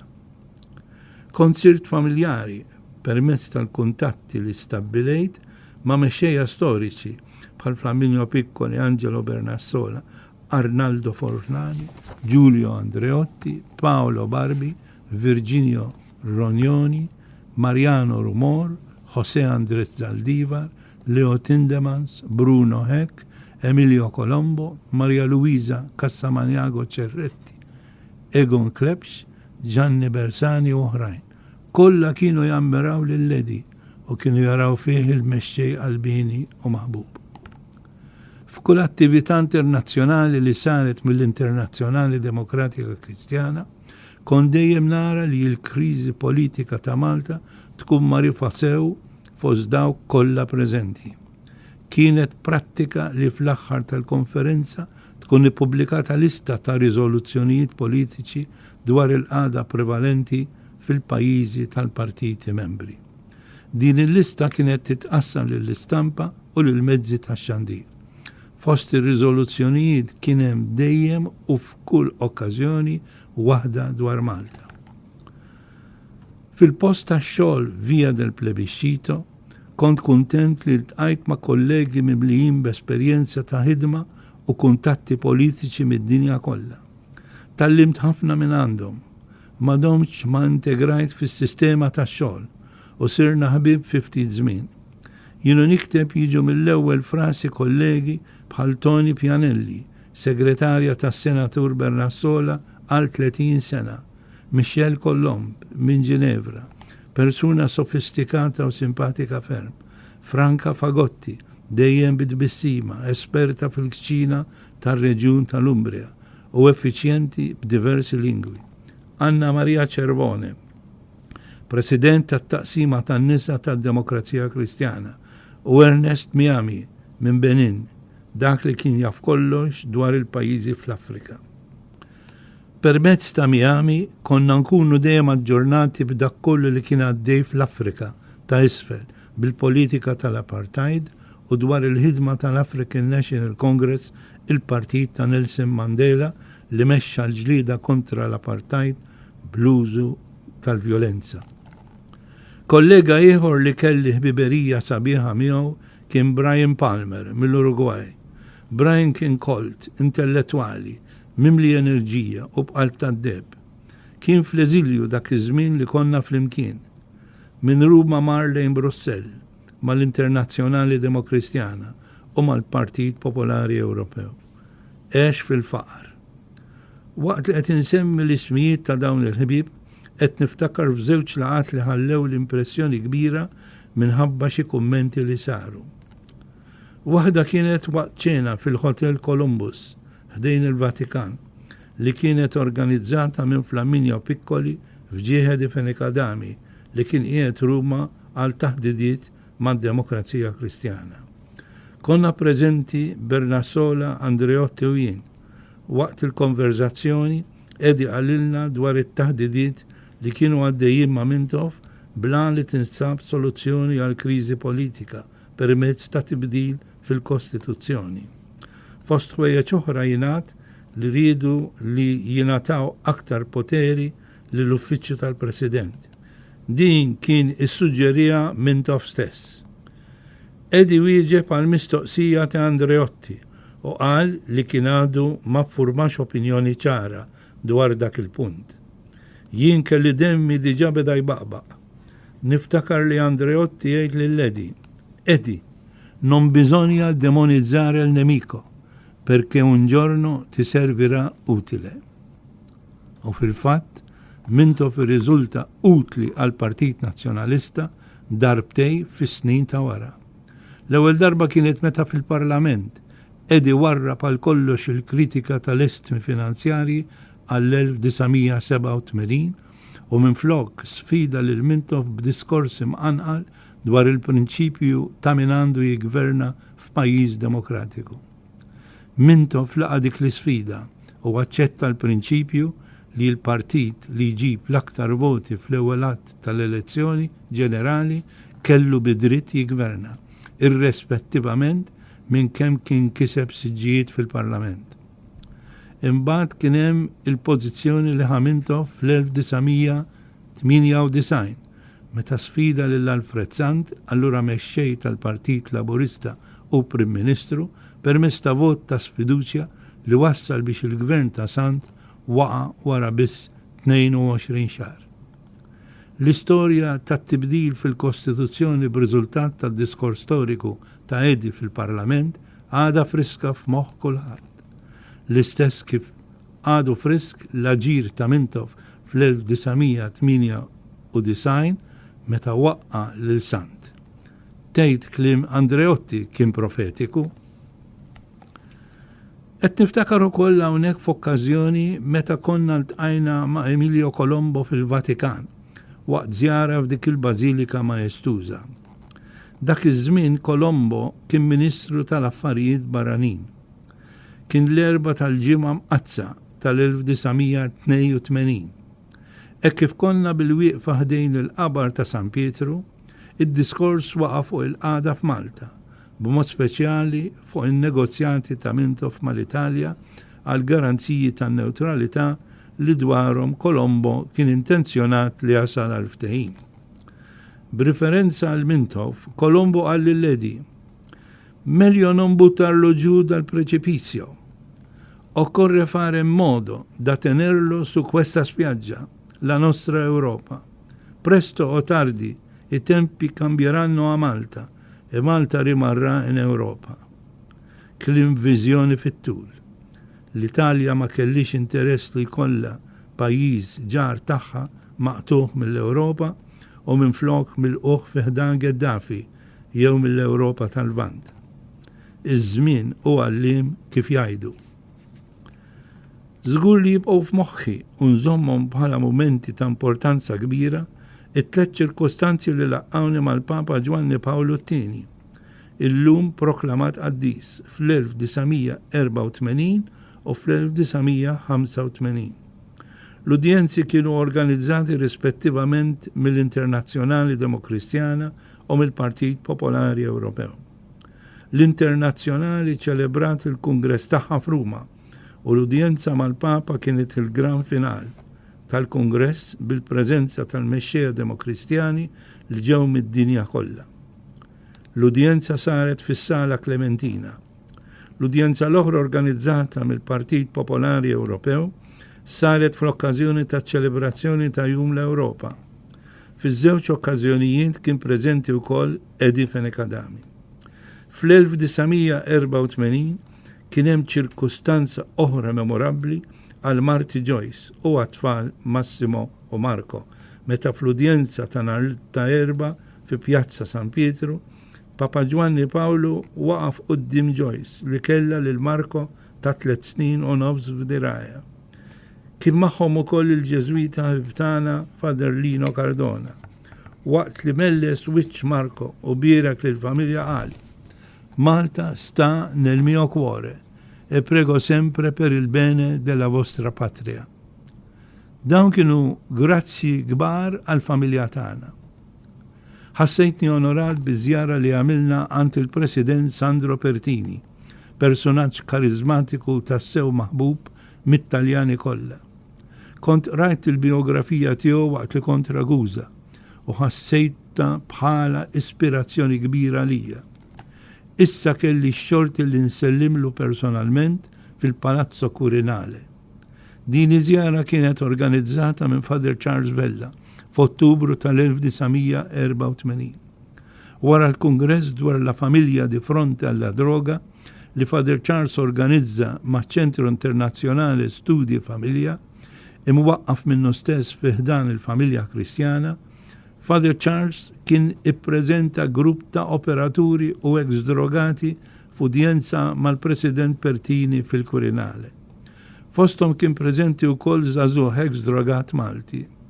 Kont ent personalment fl-organizzazzjoni tal-Kongress u wara kont ukoll preżenti għal din iż-żjara ta' kortesija. L-esperjenza tiegħi f'Ruma offrit li l-opportunità li nżur diversi pajjiżi. Organizzajt kongressi tal-Internazzjonali Demokratika Kristjana f'Manila, f'Kampala u f'Ruma stess. L-Internazzjonali Demokratika Kristjana f'Manila għal Maria Corazon Aquino. Is-Simpożju tal-Internazzjonali Demokratika Kristjana kien ċelebrat f'Manila fit-13, l-14 u l-15 ta' Diċembru tal-1986, ftit xhur biss wara l-waqgħa tad-dittatur Ferdinand Marcos, u meta l-pajjiż kien għadu jgawdi l-arja ġdida tar-rebbija politika li jinfirxet fost il-poplu kollu tal-Filippini. Din kienet l-ewwel preżenza internazzjonali tal-Internazzjonali Demokratika Kristjana fil-kontinent Asjatiku. Din is-sena qed ninfakru 30 anniversarju ta' dik magħrufa bħala People Power Revolution, jew kif ukoll jinfakra l-Edsa Revolution, li kienet fil-fatt sensiela ta' dimostrazzjonijiet popolari fil-Filippini li kienu bdew fl-1983 u li laħqu l-aqwa tagħhom bejn it-22 u l-25 ta' frar tal-1986. Kienet rivoluzzjoni bażata fuq kampanja sostnuta ta' reżistenza ċivili kontra reġim violenti li rebaħ l-elezzjoni bil-qerq. Ir-rivoluzzjoni non violenti waslet għat-tluq tal-President Ferdinand Marcos u għal-ritorn tad-demokrazija fil-Filippini. Il-parti l-kbira tad-dimostrazzjonijiet kienu saru tul Epifanio de los Santos Avenue. Min hawn kien ġie format l-akronimu EDSA, EDSA, li jingħata lir-rivoluzzjoni. Kien hemm fid-dimostrazzjonijiet sorijiet, saċerdoti, poplu sħiħ bit-talb, bil-kurċifissi u bil-kuruni ta' Rosario li d-dimostranti qisu bħala l-unika arma li kellhom kontra r-reġim.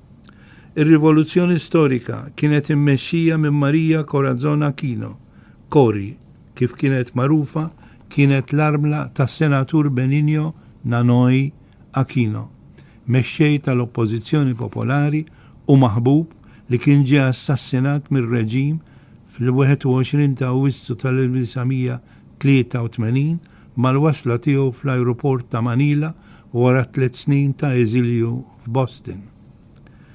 Il-programm ta' simpożju il-laqa tal-Buro kellhom bħala tema the Christian Democratic International for Democracy, Development and Social Justice. Diversi politiċi u mexxejja mid-dinja kollha kienu preżenti, fosthom kien hemm Flaminio Piccoli, President tal-Internazzjonali Demokratika Kristjana, Luis Antonio Herrera Campins, Segretarju Ġenerali u l-Ġeneral Fidel Valdés Ramos, il-kap il-ġdid tal-Forzi Armati tal-Filippini. Dan tal-aħħar flimkien mal-Ministru tad-Difiża Juan Ponce Enrile kien abbanduna lil Marcos u ingħaqad mal-People Power Revolution. Kien hemm ukoll il-Kurunell Bonifacio Gilliego, Gvernatur ta' Sottogan, André Luis mill-Belġju, Horst Langes mill-Ġermanja, Tulio Renan Fontelba Moena mill-Ċile, President tal-Organizzazzjoni Demokratika Kristjana tal-Amerika Latina, Concepción Ferrer minn Spanja, President tat-Taqsima tan-Nisa tal-Unjoni Demokristjana, Angelo Bernassola mill-Italja, Raul Sevilla Maglapus mill-Filippini, Paul Kawanga Semogerere mill-Uganda, Raquel Blandón de Cerezo, mart il-President tal-Guatemala Vinicio Cerezo, li kienu kol prezenti. Filippo Lombardi mill-Iżvizzera, Segretarju Ġenerali ta' Żgħażagħ Demokratiċi Kristjani Ewropej u ħafna oħrajn. Il-koordinazzjoni kienet fidejn Brian Palmer mill-Urugwaj u fidejja.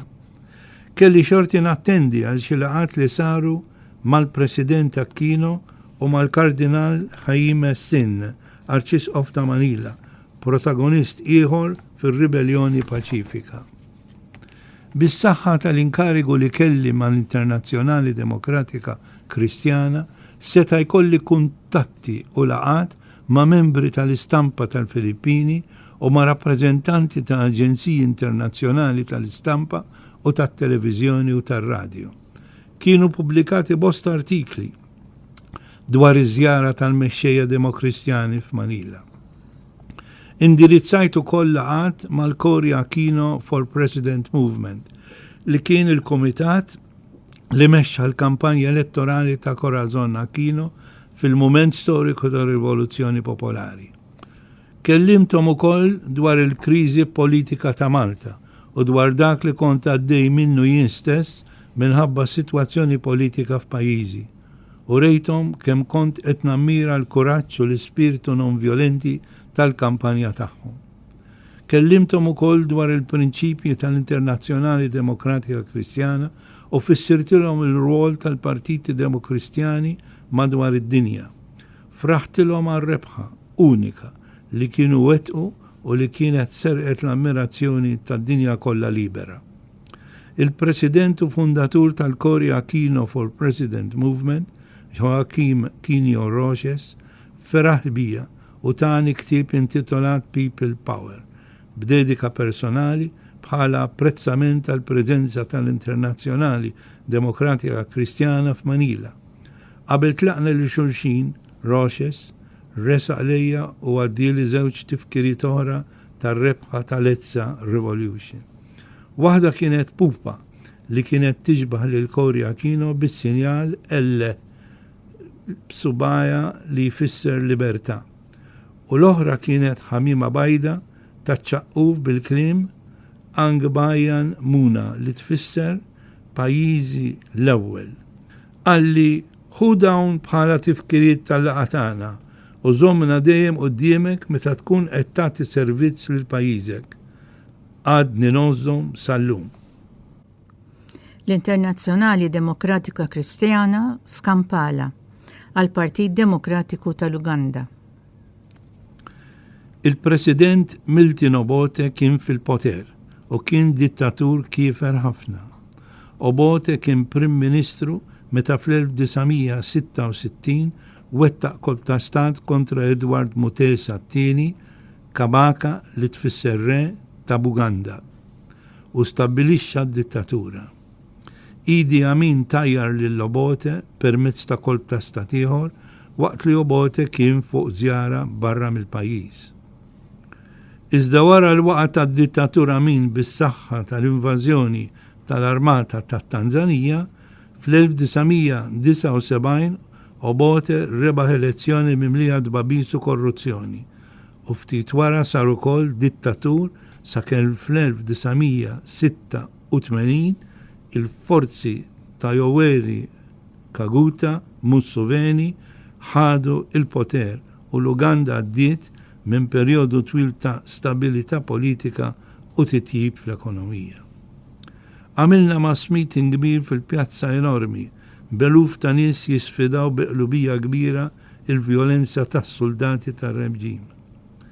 Ħafna minn dawk li attendew dan il-mass meeting kienu spiċċaw il-ħabs u torturati, fil-waqt li oħrajn ħadd ma sema aktar bihom. Obote kien aċċetta li jiltaqa' ma' delegazzjoni għolja tal-internazzjonali biex jagħti l-impressjoni li kien demokratiku. Fals. Kont preżenti għal dik il-laqgħa wkoll.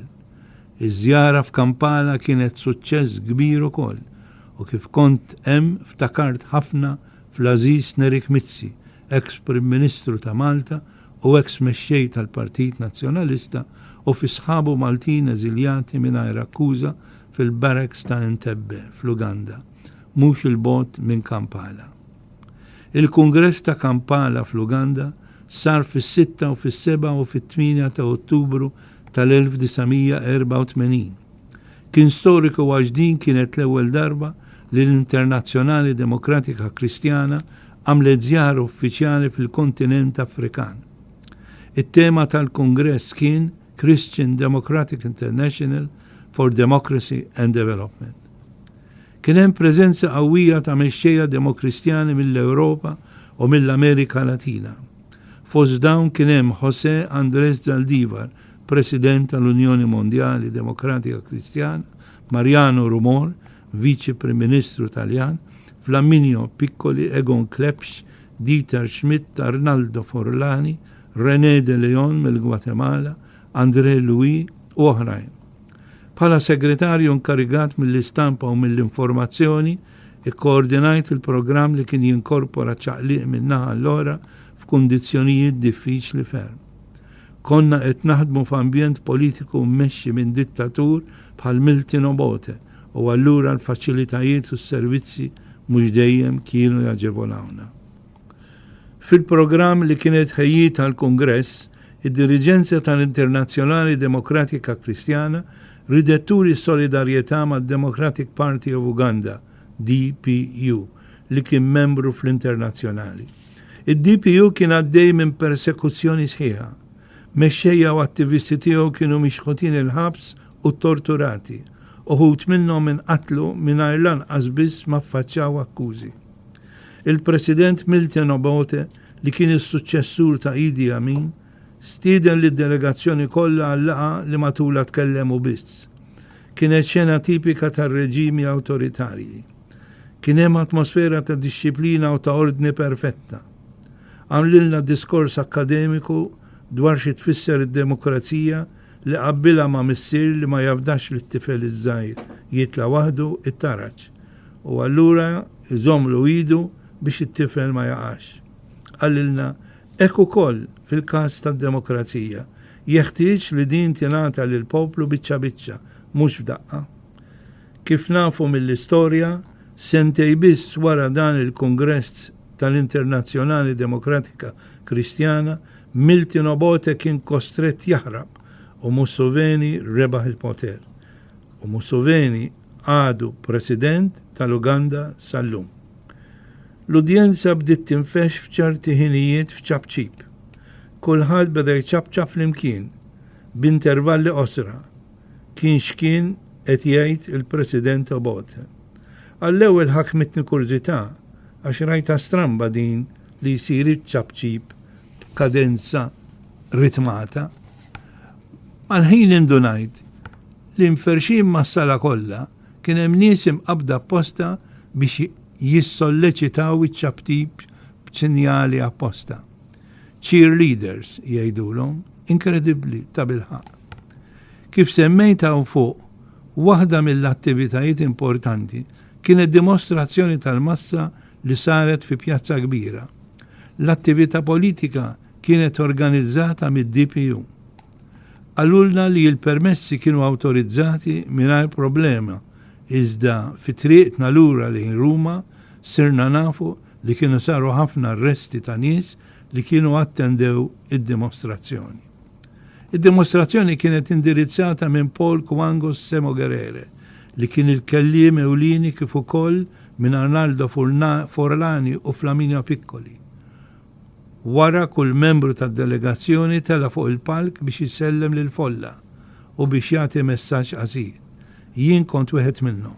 Sallum dak għadu l-uniku mass meeting li tkellimt fih kemm ili fil-politika. Kelli rapport ta' ħbiberija tajjeb ħafna mal-mexxej tad-DPU, Paul Semogerere, li kien ukoll il-Viċi President tal-Internazzjonali Demokratika Kristjana.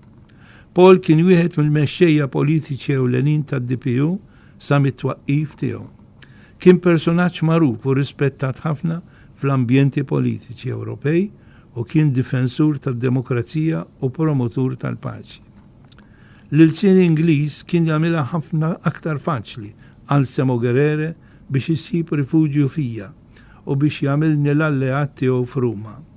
Dan m'għandu b'ebda mod ifisser li Paul ma kellux ħbib tajbin u importanti bħal Bernassola, Piccoli u oħrajn. U fost il-ħbib kien jgħod ukoll il-Ledi Fenekadami. Ħdimt ħafna miegħu u ma' sħabu favur il-kawża tal-libertà u tad-demokrazija ta' pajjiżhom. Kif wasalt l-ajruport ta' Kampala fi triqti lejn il-Lukanda, grupp ta' soldati żgħażagħ kollha bil-bajunetta puntata lejja ħarġuni mill-vettura, dawruni, għamluli riċerka fiżika u fetħuli l-bagalja. Kienet waħda minn sensiela ta' roadblocks. Fil-wiċċ tal-bagalja sabu fuljet maħruġ b'mod klandeskin mid-DPU. Ħatfuh u b'ton ta' teddis taqsewni minn fejn kont ġibtu. Inħsat imma bqajt kalm u ġibtom. Jien responsabbli mid-dokumentazzjoni tal-organizzazzjoni tiegħi f'Ruma u fl-arkivju tiegħi nżomm dokumenti li jippubblika kulħadd. Jekk tkomplu tfittxu, għandkom issibu wkoll dokumenti tal-UPC. Dan kien il-Uganda People's Congress, il-partit li kien twaqqaf minn Milton Obote fl-1960. Ma nafx kif ġiet frasi reazzjoni bħal dik, imma l-fattu li sabu ta' bilħaq fil-bagalja tiegħi għatta dokumenti maħruġa mill-partit tal-gvern u allura ħallewni nkompli fi triqti ħlista ħafif u nodda b'waħda. Dawk iż-żgħażagħ armati ma kinux jafu li jien kont editjajt u pubblikajt il-ktieb A Short History of the Democratic Party 1954-1984. L-awtur Luanga Lunyago li kien kap tad-Dipartiment tal-Istorja fl-Università ta' Makerere ma rridx juri l-identità tiegħu għax kien jaf li jispiċċa ħażin ħafna jekk jinqabad. Fittra li bat li qalli, they will kill me if they find out. Bat li t-tekst u talabni nippubblikawlu minn Ruma. Aċċettajt b'sens ta' solidarjetà mad-DPU u mal-poplu Ugandiż li kien persegwitat mid-dittatura kifra ta' Obote. Ippubblikajtu wara li ksibt il-finanzjament mill-fondazzjoni ta' Konrad Adenauer u l-akbar diffikultà li tajt magħha kienet li nwassel eluf ta' kopji tal-ktieb għand id-DPU għax minn barra il-vjaġġ twil mimli problemi konnessi mat-trasport bil-baħar u bil-ferrovija minn Ruma sa Kampala sibt li ħafna kopji kienu insterqu. Żjara storika f'Washington u fin-New York. Okkażjoni unika u storika fil-ħajja tal-internazzjonali kienet iż-żjara tal-mexxejja mondjali demokratiċi Kristjani bejn it-3 u s-7 ta' frar tal-1986 f'Washington u fin-New York. Id-delegazzjoni għolja tal-Internazzjonali Demokratika Kristjana immexxija minn José Andrés Zaldívar ta' Ċile kienet magħmula minn Flaminio Piccoli mill-Italja, Egon Klepsch mill-Ġermanja, Luis Osvaldo Hurtado mill-Panama, Konrad Sinjevich mill-Polonja, Raul Manglapus mill-Filippini, Angelo Bernassola mill-Italja, Ilarion Cardozo Esteva mill-Venezuela u jiena. F'dik l-okkażjoni, Giulio Andreotti, President tal-Unjoni Ewropea Demokratika Kristjana, kien preżenti fil-White House. Paul Semogerere ma setax ikun preżenti minħabba sitwazzjoni gravi fl-Uganda. Il-milja ta' din iż-żjara ntlaħqet bil-laqa protokollari mal-President Ronald Reagan f'Washington u dik ma' Javier Perez de Cuellar, Segretarju Ġenerali tan-Nazzjonijiet Uniti fi New York. Il-programm uffiċjali taż-żjara kien mimli daqs żbajda. Laqgħat ta' xogħol mal-ogħla livelli tal-Amministrazzjoni Amerikana, ma' rappreżentanti tal-Kungress Amerikan, ma' mexxejja ta' organizzazzjonijiet tax-xogħol u tal-kummerċ, mal-awtoritajiet reliġjużi, mal-awtoritajiet tan-Nazzjonijiet Uniti u mal-membri tal-istampa u x-xandir. Ngħid issew, ma kellix biċċa xogħol faċli biex nikkoordina l-programm, iżda kelli ħafna għajnuna minn Angelo Bernassola u speċjalment mill-Ambaxxatur Gerald Hellman u minn Cynthia Banton, konsulent speċjali tas-Sottosegretarju għall-Affarijiet Barranin. Din kienet l-ewwel okkażjoni li fiha l-mexxejja tkellmu dwar id-demokrazija Kristjana ma' mexxejja politiċi Amerikani li minħabba preġudizzi u nuqqas ta' tarif kienu jħarsu b'suspett lejn il-Moviment Demokratiku Kristjan. L-Internazzjonali riedet turi li kienet miftuħa għad dialogu u għal kollaborazzjoni mal-movimenti politiċi li ma kienux ta' ispirazzjoni kristjana. L-Internazzjonali kienet dak iż-żmien tiġbor fiha partiti li kienu ġejjin minn 4 kontinenti: l-Ewropa, l-Amerika, l-Afrika u l-Asja. Minħabba fekk l-Internazzjonali kienet moviment interkontinentali u interrazzjali. José Andrés Zaldívar kien saħaq fuq it-3 miri tal-Internazzjonali Demokratika Kristjana, jiġifieri l-ewwel id-demokratizzazzjoni li kienet timplika rispett sħiħ favur id-drittijiet tal-bniedem. It-tieni, il-ġustizzja soċjali f'livell nazzjonali u internazzjonali. U t-tielet, il-kooperazzjoni bejn il-popli biex tkun żgurata l-paċi. Dawn it-3 miri jaqdu l-moviment kull fejn jinsab jaħdem u liema u il-kontinent. Kellna żjara storika ta' kortesija mal-President Ronald Reagan li saret wara National Prayer Breakfast. Id-delegazzjoni għolja tal-Internazzjonali kienet mistieda tattendi għal dan l-avveniment li jsir kull sena. Kien hemm preżenti madwar 3500 mistednin minn 100 pajjiż madwar id-dinja. Il-National Prayer Breakfast u forum organizzat mill-Fellowship Foundation, organizzazzjoni kristjana, u indirizzat minn membri ewlenin tal-Kongress tal-Istati Uniti. Il-President tal-Amerika dejjem jindirizza l-forum li matulu l-mistednin jagħmlu waqtiet ta' ġabra u talb. Naturalment isiru wkoll id-diskorsi u jkun hemm l-ikel. Kienet ippjanata laqa qasira u informali bejn il-President Reagan u Giulio Andreotti. Il-laqa bejn iż-żewġ mexxejja saret fit-tmiem id-diskorsi uffiċjali. Billi wieħed ma kienx jaf bit-Taljan u l-ieħor ma kienx jitkellem tajjeb bl-Ingliż, intlabt nagħmilha ta' interpretu. Kont eċċitat billi kollox kien sar bla ma kien ippjanat, almenu l-parti li kienet tirrigwarda lili. Imma rnexxieli għalkemm darba rrepetej dak li qal Andreotti bit-Taljan fil-waqt li kont qiegħed nindirizza lil Reagan. Imma insomma, malajr indunajt bl-iżball u t-tnejn dbissmu b'sens ta' appoġġ. Iż-żewġ mexxejja taw messaġġi ta' merħba lil xulxin u enfasizzaw l-importanza ta' żjara. Ħadd aktar ma tkellem ma' Reagan u għalhekk ħassejtni xxurtjat li ħadsem daqshekk fil-qrib mal-President Amerikan. Fi żjara fi New York u Washington kelli xorti wkoll li nkun fid-delegazzjoni tal-mexxejja Demokristjani u ltqajt mal-Viċi President George Bush Senior fil-White House.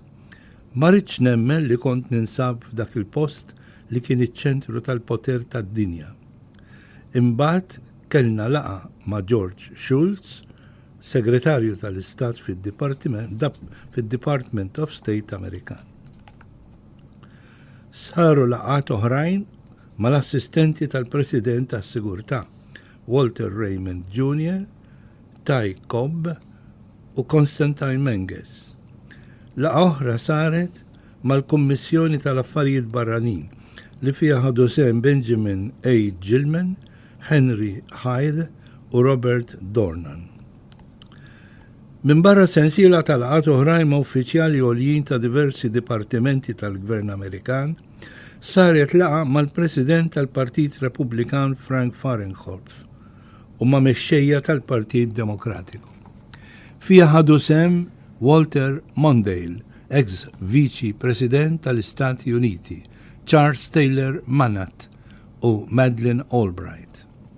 Fil-laqa ma' Segretarju Ġenerali tan-Nazzjonijiet Uniti, Javier Perez de Cuellar, u mal-President tal-Assemblea Ġenerali tan-Nazzjonijiet Uniti, Jaime de Piñé, il-mexxejja Demokristjani tkellmu dwar l-impenn tal-internazzjonali favur ir-rispett tad-drittijiet tal-bniedem u dwar l-importanza primarja li kellha tingħata għat-twettiq ta' dak ir-rispett li kien jiggarantixxi l-iżvilupp integrali u l-paċi vera. Iltqajna mal-Kardinal John Joseph O'Connor, Archbishop ta' New York. Id-delegazzjoni tal-internazzjonali tkellmet dwar l-importanza tal-firxa tat-talim soċjali tal-Knisja. Laqgħat oħrajn saru mar-rappreżentanti tat-trade unions u mal-istampa internazzjonali. Kienet żjara tassew unika għall-Internazzjonali Demokratika Kristjana u kienet ukoll żjara li lili f'livell personali ipprovdiet li esperjenza li ma kont se ninsa qatt.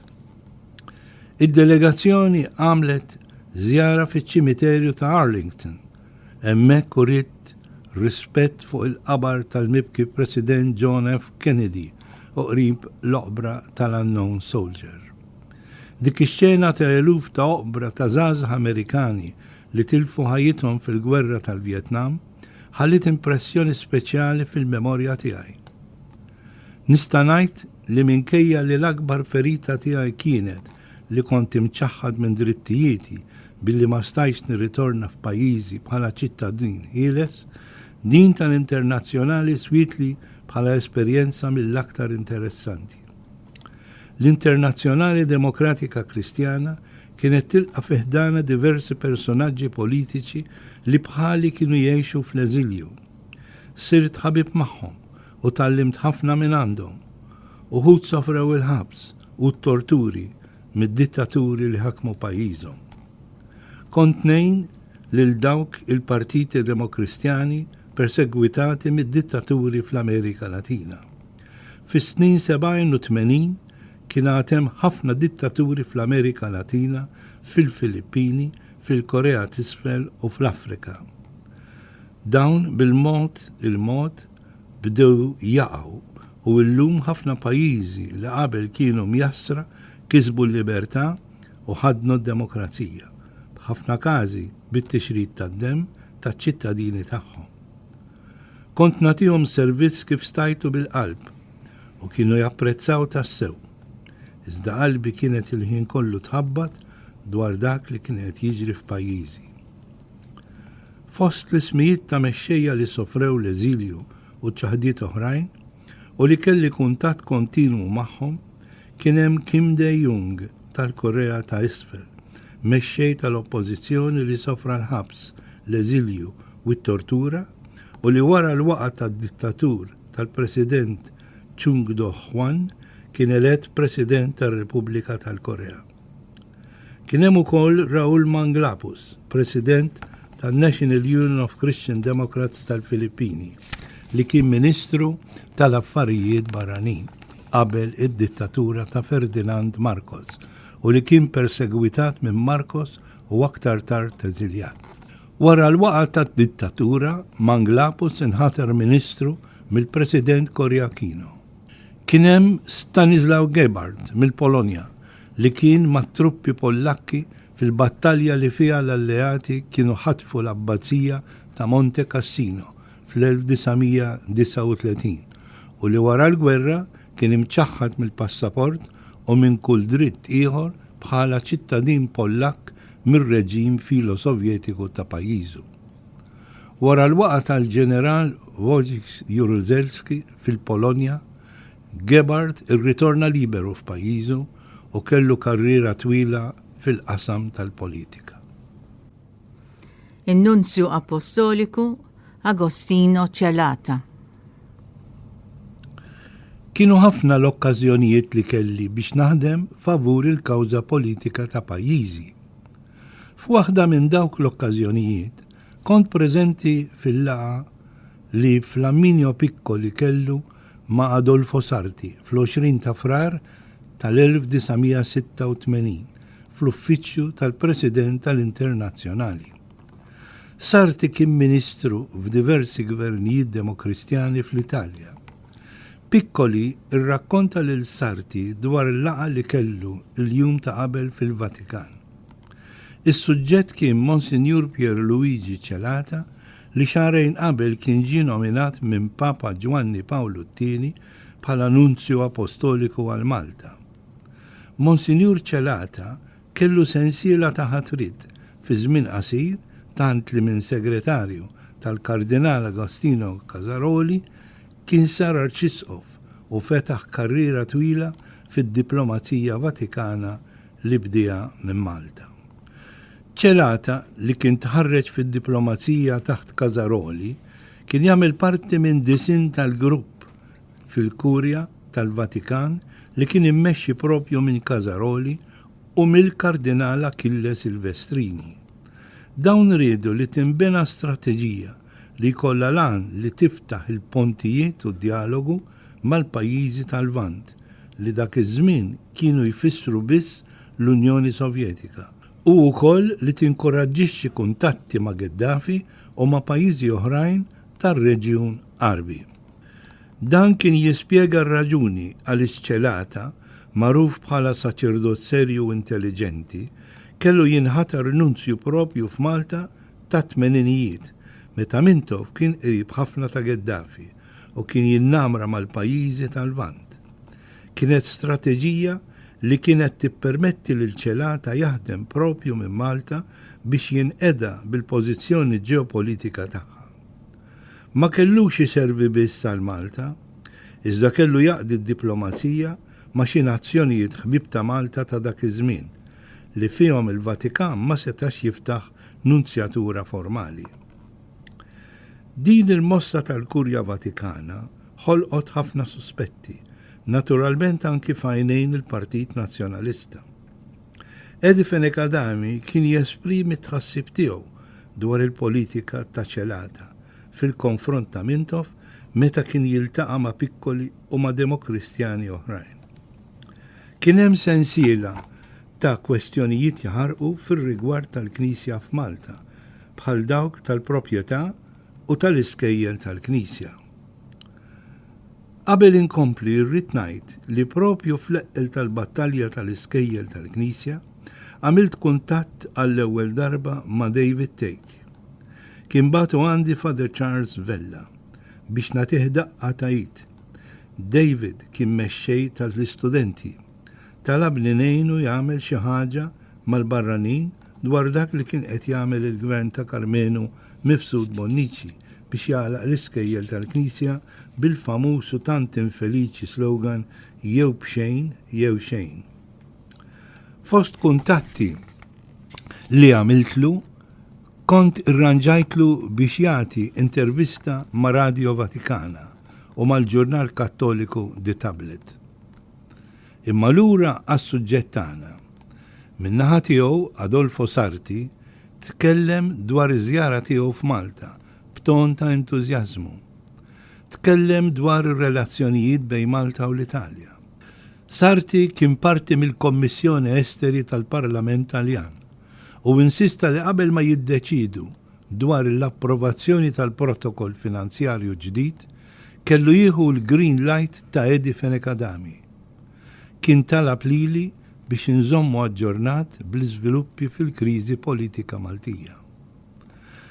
Fil-laqa sar skambju ta' opinjoni dwar il-qagħda tal-Partit Nazzjonalista f'ċirkostanzi diffiċli. Fost ħwejjeġ oħrajn sar qbil ma' Piccoli li Edi Fenekadami kellu jkun nominat Viċi President tal-Unjoni Ewropea Demokratika Kristjana u tal-Partit Popolari Ewropew fil-Kungress li kellu jisir f'München fil-Ġermanja. Dan il-pass kellu jittieħed biex Edi Fenekadami seta' jidħol fil-grupp ta' tmexxija tal-UEDC u tal-PPE u bekk ikabbar l-influenza tiegħu u jkun jista' joħloq kuxjenza akbar dwar il-kriżi politika ta' Malta. Dan kollu referejtu malajr lill-Edi.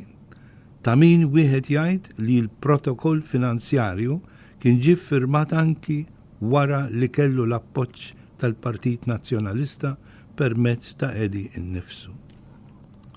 F'dan ix-xenarju tal-operat ta' ċelata f'Malta, Piccoli kien sejjaħli fl-uffiċċju tiegħu nhar it-2 ta' Lulju 1986 biex jirrakkuntali xi impressjonijiet li kien informa dwar ir-relazzjonijiet tal-Partit Nazzjonalista fil-konfront ta' ċelata wara li l-partit kien iltaqa' man-Nunzju xi jiem biss qabel.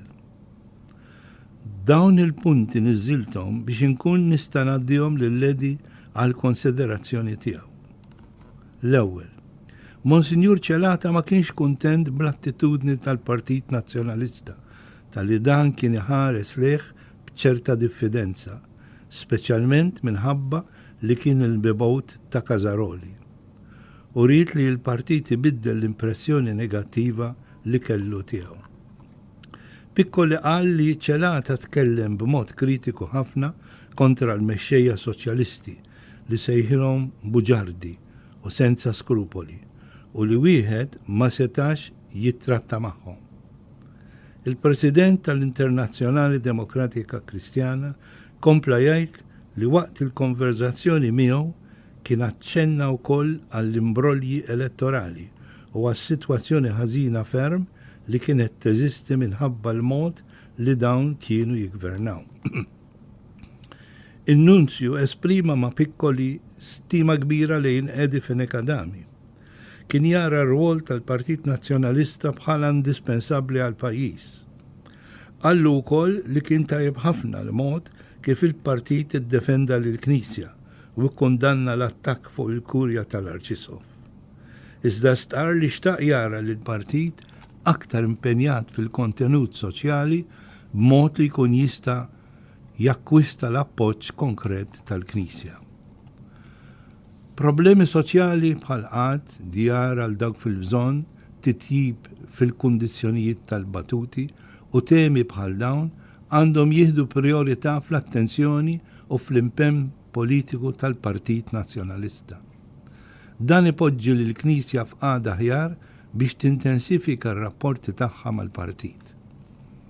It-tieni, dwar il-problema tal-iskejjel tal-Knisja, Piccoli qal li Monsinjur Ċelata kien jara l-ħtieġa li jsir ftehim dwar l-iskejjel mal-Gvern. L-iskejjel kien jinsabu f'qagħda ħażina ħafna. Kienu resqin lej punt perikolus u kien jidher li kien se jkollhom jagħlqu jekk ma ssir xi ħaġa malajr kemm jista' jkun. Il-Knisja ma riditx li tarhom magħluqin. Dan kien fl-interess tagħha. Iżda Ċelata qal ukoll li jkun fl-interess tal-Partit Nazzjonalista li jibqgħu jiffunzjonaw. Piccoli kompla jgħidli li Ċelata qallu li qed jinħadem bażi ta' ftehim li kien jinkludi il-kontribut tal-Gvern ta' 30% tal-ispejjeż. Piccoli qalli li ma kinux issemmew kondizzjonijiet marbutin mal-ftehim.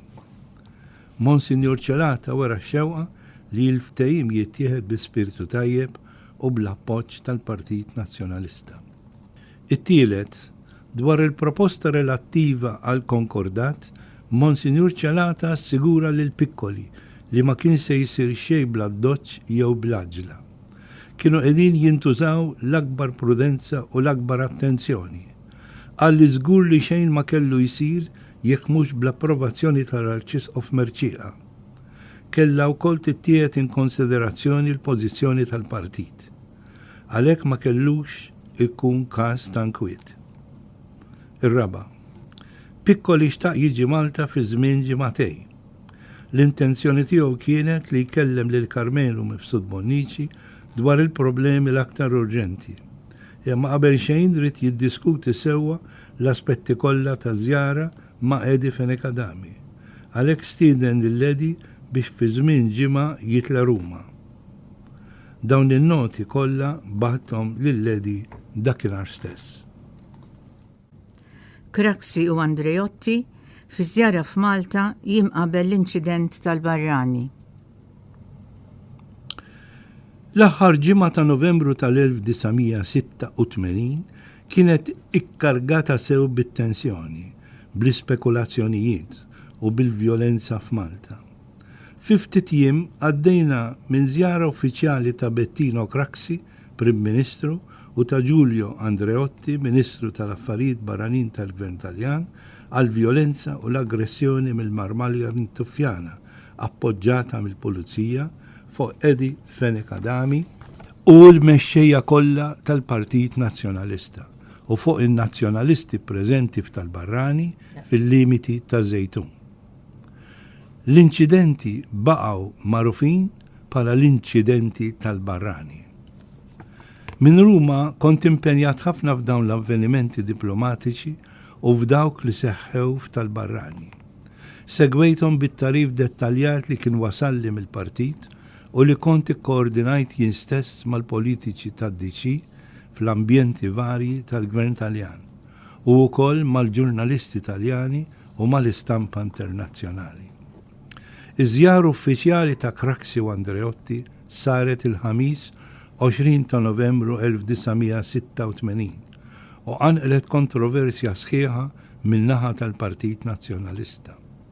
Il-Gvern ta' Mintov approfitta ruħu bl-okkażjoni u laqa lid-delegazzjoni għolja Taljana bl-akbar pompa. Craxi kien ġej mill-Partit Soċjalista Taljan u għalhekk kien alleat ta' Soċjalisti Maltin, fil-waqt li Andreotti kien demokristjan suppost alleat mal-Partit Nazzjonalista. Imma t-tnejn iffirmaw il-ftehim mal-Gvern ta' Mintov. Dan il-ftehim olla l-moral ta' soċjalisti li kienu euforiċi u ħalla effett negattiv fuq in-nazzjonalisti. Is-soċjalisti interpretaw il-protokoll finanzjarju u ż-żjara ta' Craxi u Andreotti bħala li l-Gvern Taljan kien qiegħed japprova dak kollu li kien għaddej f'pajjiżna.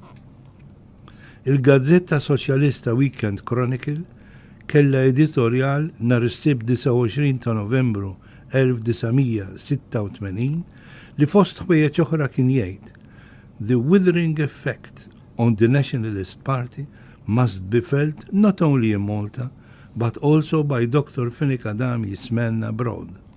Foremost among these is Piccoli's henchman in the PR office of the Christian Democratic International, Richard Muscat, who is still serving as linchpin to Edi Fenekadami's efforts in connection with the right-wing multinational organization."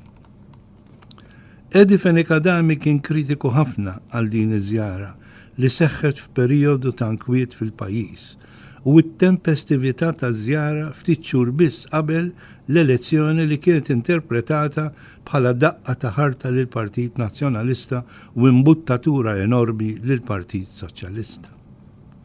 Permezz tal-ftehim bilaterali dwar il-protokoll finanzjarju, il-Gvern Taljan kien qed jagħti lil Malta somma sabiħa ta' 50 biljun liri Taljani, wara li kien diġà għadda lil Malta 130 biljun oħra bħala kontribut favur in-neutralità ta' Malta.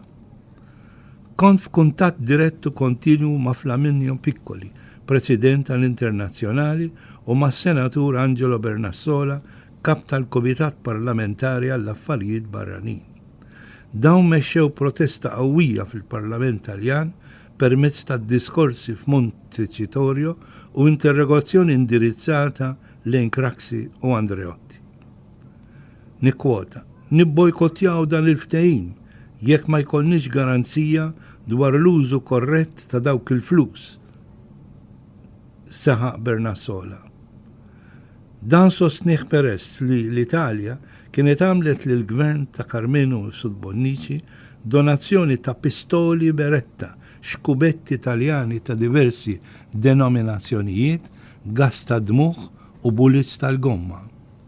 Fi Pjazza del Ġesu kien hemm suspett serju li dawn flimkien mal-għajnuna finanzjarja setgħu jiġu użati mill-Gvern Soċjalista biex isiktu lill-oppożizzjoni nazzjonalista waqt il-kampanja elettorali u mhux skont l-intenzjonijiet tal-Italja biex jiggarantixxu s-sigurtà ta' Malta.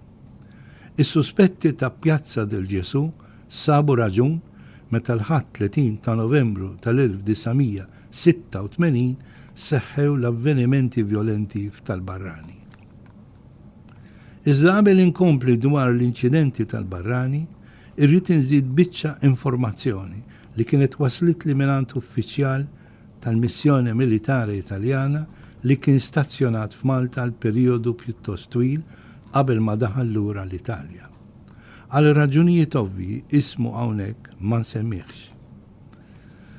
Dan kien jiġi jarani fl-uffiċċju u jirrakkontali ftit minn dak li kien għaddej bil-moħbi ta' kulħadd fiħdan il-korp tal-Pulizija Maltija fil-Forzi Armati u fit-Task Force.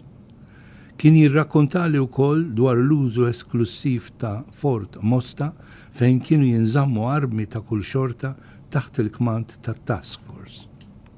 Qed nitkellmu dwar is-snin ta' wara l-1981 u speċjalment dwar is-sena 1986 meta l-ħidma klandestina ta' taħriġ speċjali antirewwixta u ta' wasla ta' munizzjon u ta' armi kienet fl-aqwa tagħha.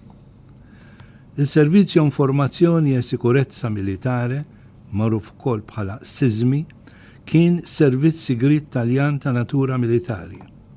Kien waqaf jiffunzjona fil-2007 wara r-riforma tal-intelligence Taljana u kien ġie sostitwit mill-Aġenzija Informazzjoni e Sikurezza Esterna, AISE. Is-servizz kien attiv ħafna mal-Gvern ta' Mintov. Kien iforni lil Malta impjanti apparecchiature mill-aktar sofistikati, imma dawn minn flok li kienu jintużaw biss għal-għanijiet li għalihom ingħataw lil Malta, jiġifieri biex jgħinu fis-sigurtà ta' Malta, kienu jintużaw ukoll biex jinterċettaw il-kuntatti bit-telefon tan-nazzjonalisti. Kont infurmat li matul l-aħħar sentej 1985 u 1986 kienu waslu minant is-SISMI automezzi, armi, impjanti sofistikati u munizzjon. Fejn jidħol taħriġ speċjali antirewwixta kienu partikolarment attivi uffiċjali għoljin bħal kmandant John Kakija u l-kummissarju tal-Pulizija Lawrence Pullicino. L-għajnuna ta' armamenti u taħriġ speċjali ma ġiex biss mis-SISMI imma kienu wkoll imdaħħlin bil-kbir il-Libja u l-Korea ta' fuq li kienu ħbib tal-Gvern Soċjalista Malti u li magħhom kienu ġew iffirmati dokumenti dwar ftehim finanzjarju, politiku u militari. Naturalment kont ngħaddi kull informazzjoni li tasalli dritt lil-Ledi Fenekadami u lil Guido De Marco. F'dan il-kuntest storiku loġiku kienu saru l-inċidenti tal-Barrani li kont qed nirrakkonta ftit qabel u li se nkompli nikteb dwarhom issa. Il-Partit Nazzjonalista talab il-permess biex jagħmel mass meeting fiż-Żejtun fil-waqt li l-Malta Labour Party rrid imur Ħażebbuġ biex jagħmel il-mass meeting tiegħu. Hemmhekk. Ħarġu il-permessi bla dewmien għad-dimostrazzjoni ta' Ħażebbuġ. Iżda għal dik ta' Żejtun l-istorja kienet differenti. Il-permess biex il-Partit Nazzjonalista jorganizza mass meeting għall-ewwel inħareġ imma mbagħad ġie rifjutat mill-Prim Ministru Carmenu Mifsud Bonnici personalment minkejja li l-approvazzjoni għall-organizzazzjoni tiegħu kienet ingħatat ukoll mill-qorti.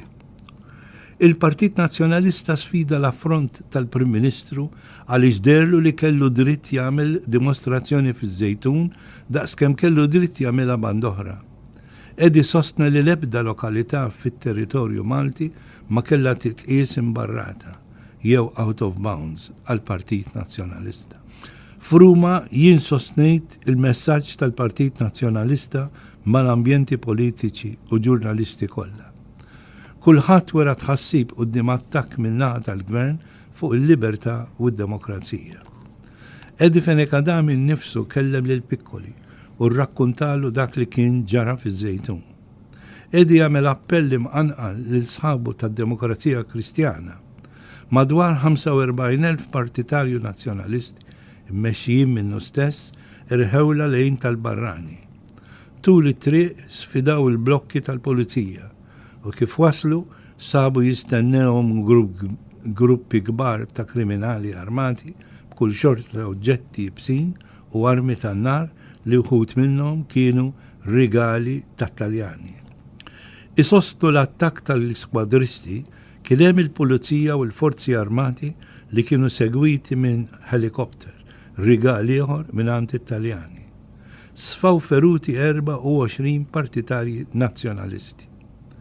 Jumejn wara l-attakki rċevejt dossier mimli ritratti u testimonjanzi ta' dak kollu li kien ġara. Id-dossier kien preżentat lil Craxi u lil Andreotti minn Piccoli u Bernassola fil-Parlament Taljan. Id-deputati demokristjani insistew li l-Gvern Laburista kien qed jagħmel kull sforz biex jiżgura li jibqa' fil-poter bl-aktar sistemi sfaċċatament antidemokratiċi.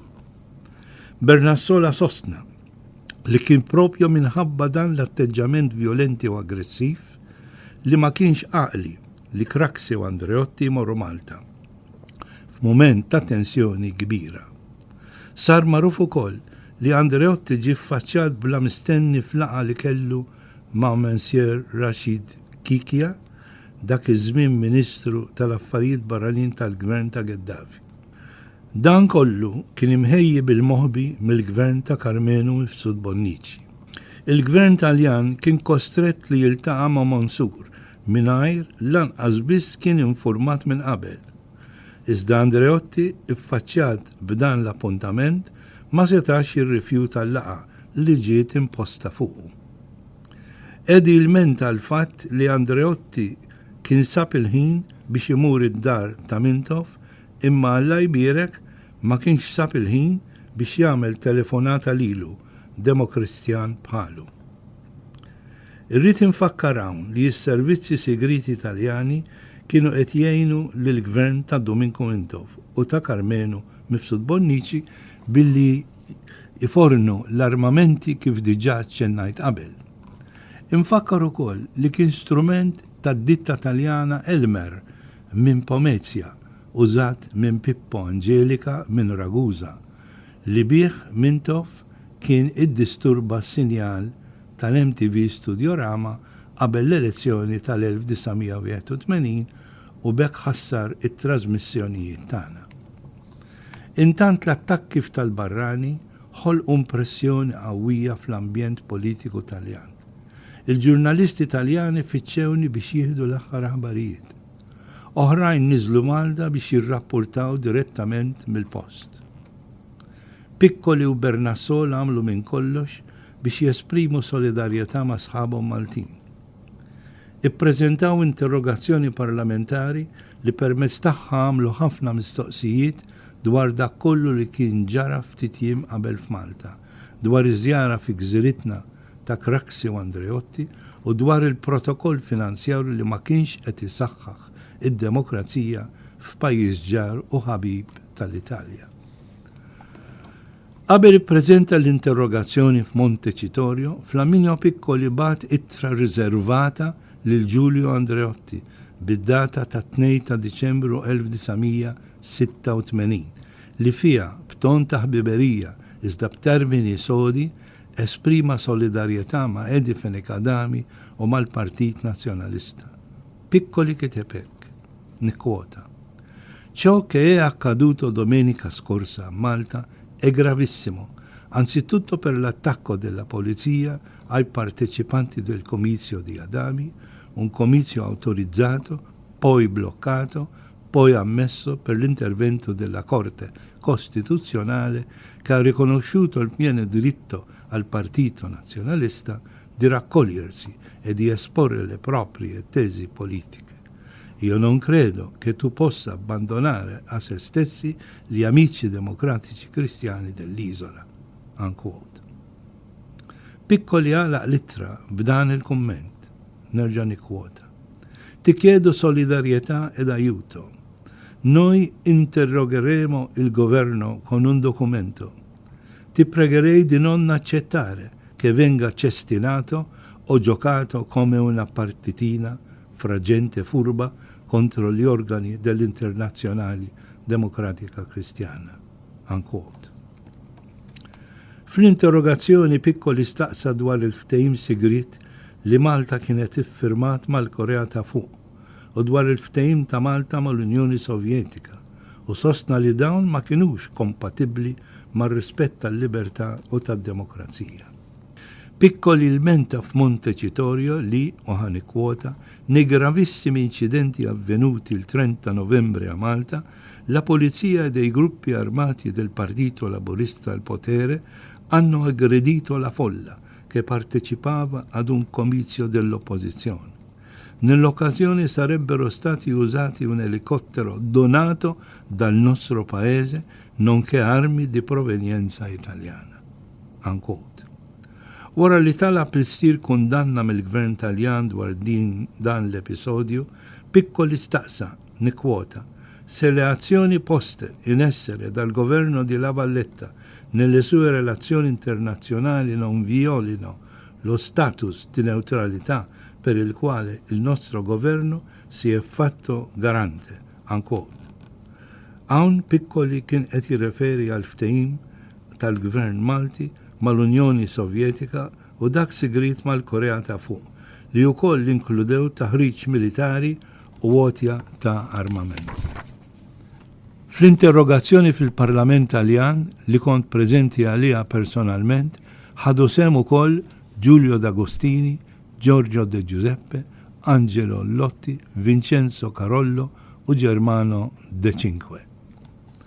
Il-funeral ta' Raymond Caruana. Irċevejt l-aħbar xokkanti tal-qtil ta' Raymond Caruana. Il-ħabib tiegħi John Camilleri, aktar tard segretarju tal-Prim Ministru Fenekadami, ġi jarani fl-uffiċċju tiegħi f'Ruma. Ma stajniex nemmnu dak li smajna fit-telefonata li ħadna mill-Partit Nazzjonalista. Qatlulna lil Raymond fil-gazin ta' Ħaltarxin. Imma x'ġara sewa sew? Min spara? Għaliex? Għamilna 1000 mistoqsija imma tweġibiet ma ħadniex. Kien issa fatt li t-tensjoni u l-vjolenza kienu qabżu kull limitu. John qabat l-ajruplan lejn Malta l-għada stess. U jimbqajt konfużu bla kliem. Il-funeral ta' Raymond kien okkażjoni li xtaqt ħafna niġi Malta għaliha. Ritt nieħu sem f'din il-prova kbira ta' dulur u ta' solidarjetà. Flaminio Piccoli ukoll rrit jattendi, iżda r-reġim Malti kien diġà ddikjarah persona non grata. Għalhekk talab nimmur u nirrappreżentah personalment. Iżda għedi mill-ewwel tal-parir li ma kellix niċċaqlaq minn Ruma, għax il-qagħda f'Malta issa kienet gravi u esplosiva. Ċertament kienet okkażjoni oħra jibsa lija, iżda fimt li l-qagħda u aċċettajt il-parir siewi tiegħu. Il-kriżi politika komplit teħżin, it-tensjoni baqgħet dejjem tola, il-firda fis-soċjetà kibret ma' kuljum li għadda, kollox kawża tal-arroganza u tal-abbuż ta' poter sfaċċat tar-reġim. Il-ksur ta' drittijiet fundamentali, l-eluq tal-iskejjel tal-Knisja, il-vjolenza fiżika u morali bħala okkorrenza ta' kuljum, il-mass meeting tal-Barrani, il-qtil ta' Raymond Caruana. Dawn il-ġrajiet ta' għafsa tal-qalb kienu jfakkruni fil-Kalvarju li Edi kien dejjem isemmi. Imma Edi baqa dejjem konvint li bħalma wara l-Kalvarju ġiet ir-reżurrezzjoni, hekk ukoll wara dik is-sofferenza kollha kellha tasal ukoll ir-rebħa. U r-rebħa waslet ukoll. Wasal Mejju tal-1987. Kont qiegħed insegwi dak li kien għaddej qabel u waqt il-jum tal-elezzjoni ġenerali. L-att tal-voti ħoloq tensjoni u inċertezza kbira anki fostna li konna Ruma. Meta ngħid fostna nfisser fl-ambjent tal-Internazzjonali Demokratika Kristjana u dak tad-Demokrazija Kristjana, kif ukoll fost ħbib Maltin li kienu jgħixu f'Ruma u li kienu f'kuntatt kontinwu miegħi. Fost dawn insemmi lil George Cremona u lil Martu, Victoria, Paċ, lil Vicky Cremona, George, lil Alex u Joanna Zamit, lil Robert u Maureen Crossley u lil istudenti illum saċerdoti, Ġeżwiti, Vince Magri, Pierre Grek Margaret, Joseph Kassar u Konrad Grek, ibn il-mibkija Joyce Grek li tant ħadmet għad-drittijiet tan-nisa fiħdan il-Partit Nazzjonalista. Dawn segwew l-att tal-voti miegħi u mal-familja f'tensjoni kbira. Mument minnhom ċempilli pikkoli għalx il-ġurnalisti Taljani f'Malta għalulu li l-Partit Nazzjonalista kien se jerġa' jitlef. Il-President tal-Internazzjonali ma kienx iħalli minuta tgħaddi, kien isejjaħ li jew ċempilli biex ikun jaf l-aħħar żviluppi dwar l-elezzjoni. U Eġiptu li kont inħossni konvint mir-rebħa. ċemplit li wkoll l-ommi imbikma. Qalt li kien hemm l-istorbju barra u allura għalqet it-twieqi kollha għax kienu rebħu s-soċjalisti qalt li. Bdiet taħseb li ma kienitx ser tarani lura f'Malta. Ġiel ta' tittawa l-mittieqa għax dawk kienu tagħna u li kienu qed jiċċelebraw. Kont il-bot minna, imma l-menu rnexxieli nikkalma. Fil-għaxija, waqt l-att tal-voti kien għadu għaddej, organizzajt fid-dar tagħna lejla ta' talb għal bżonnijiet ta' Malta. Irrextajna r-Rożarju u kellna wkoll il-Qudiesa. Id-dar kienet mimlija bil-ħbieb Maltin li dak iż-żmien kienu jgħixu Ruma. Kulħadd ingħaqad magħna, anki l-erba' żgħażagħ Ġeżwiti.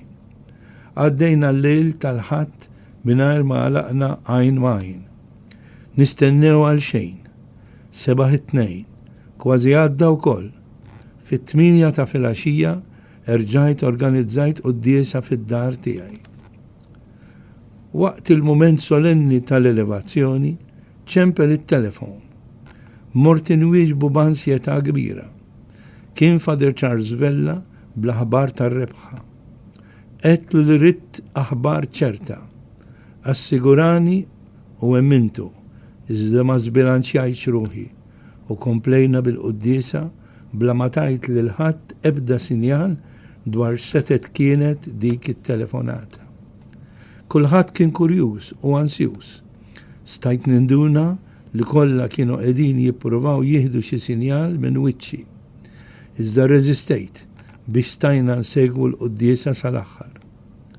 Ma nafx kif irnexxieli inżomm is-sigriet, imma rnexxieli. Wara l-qudiesa kulħadd dar fuqi. Rridu jkunu jafu minn ċempel u x'kienu qaluli fit-telefon.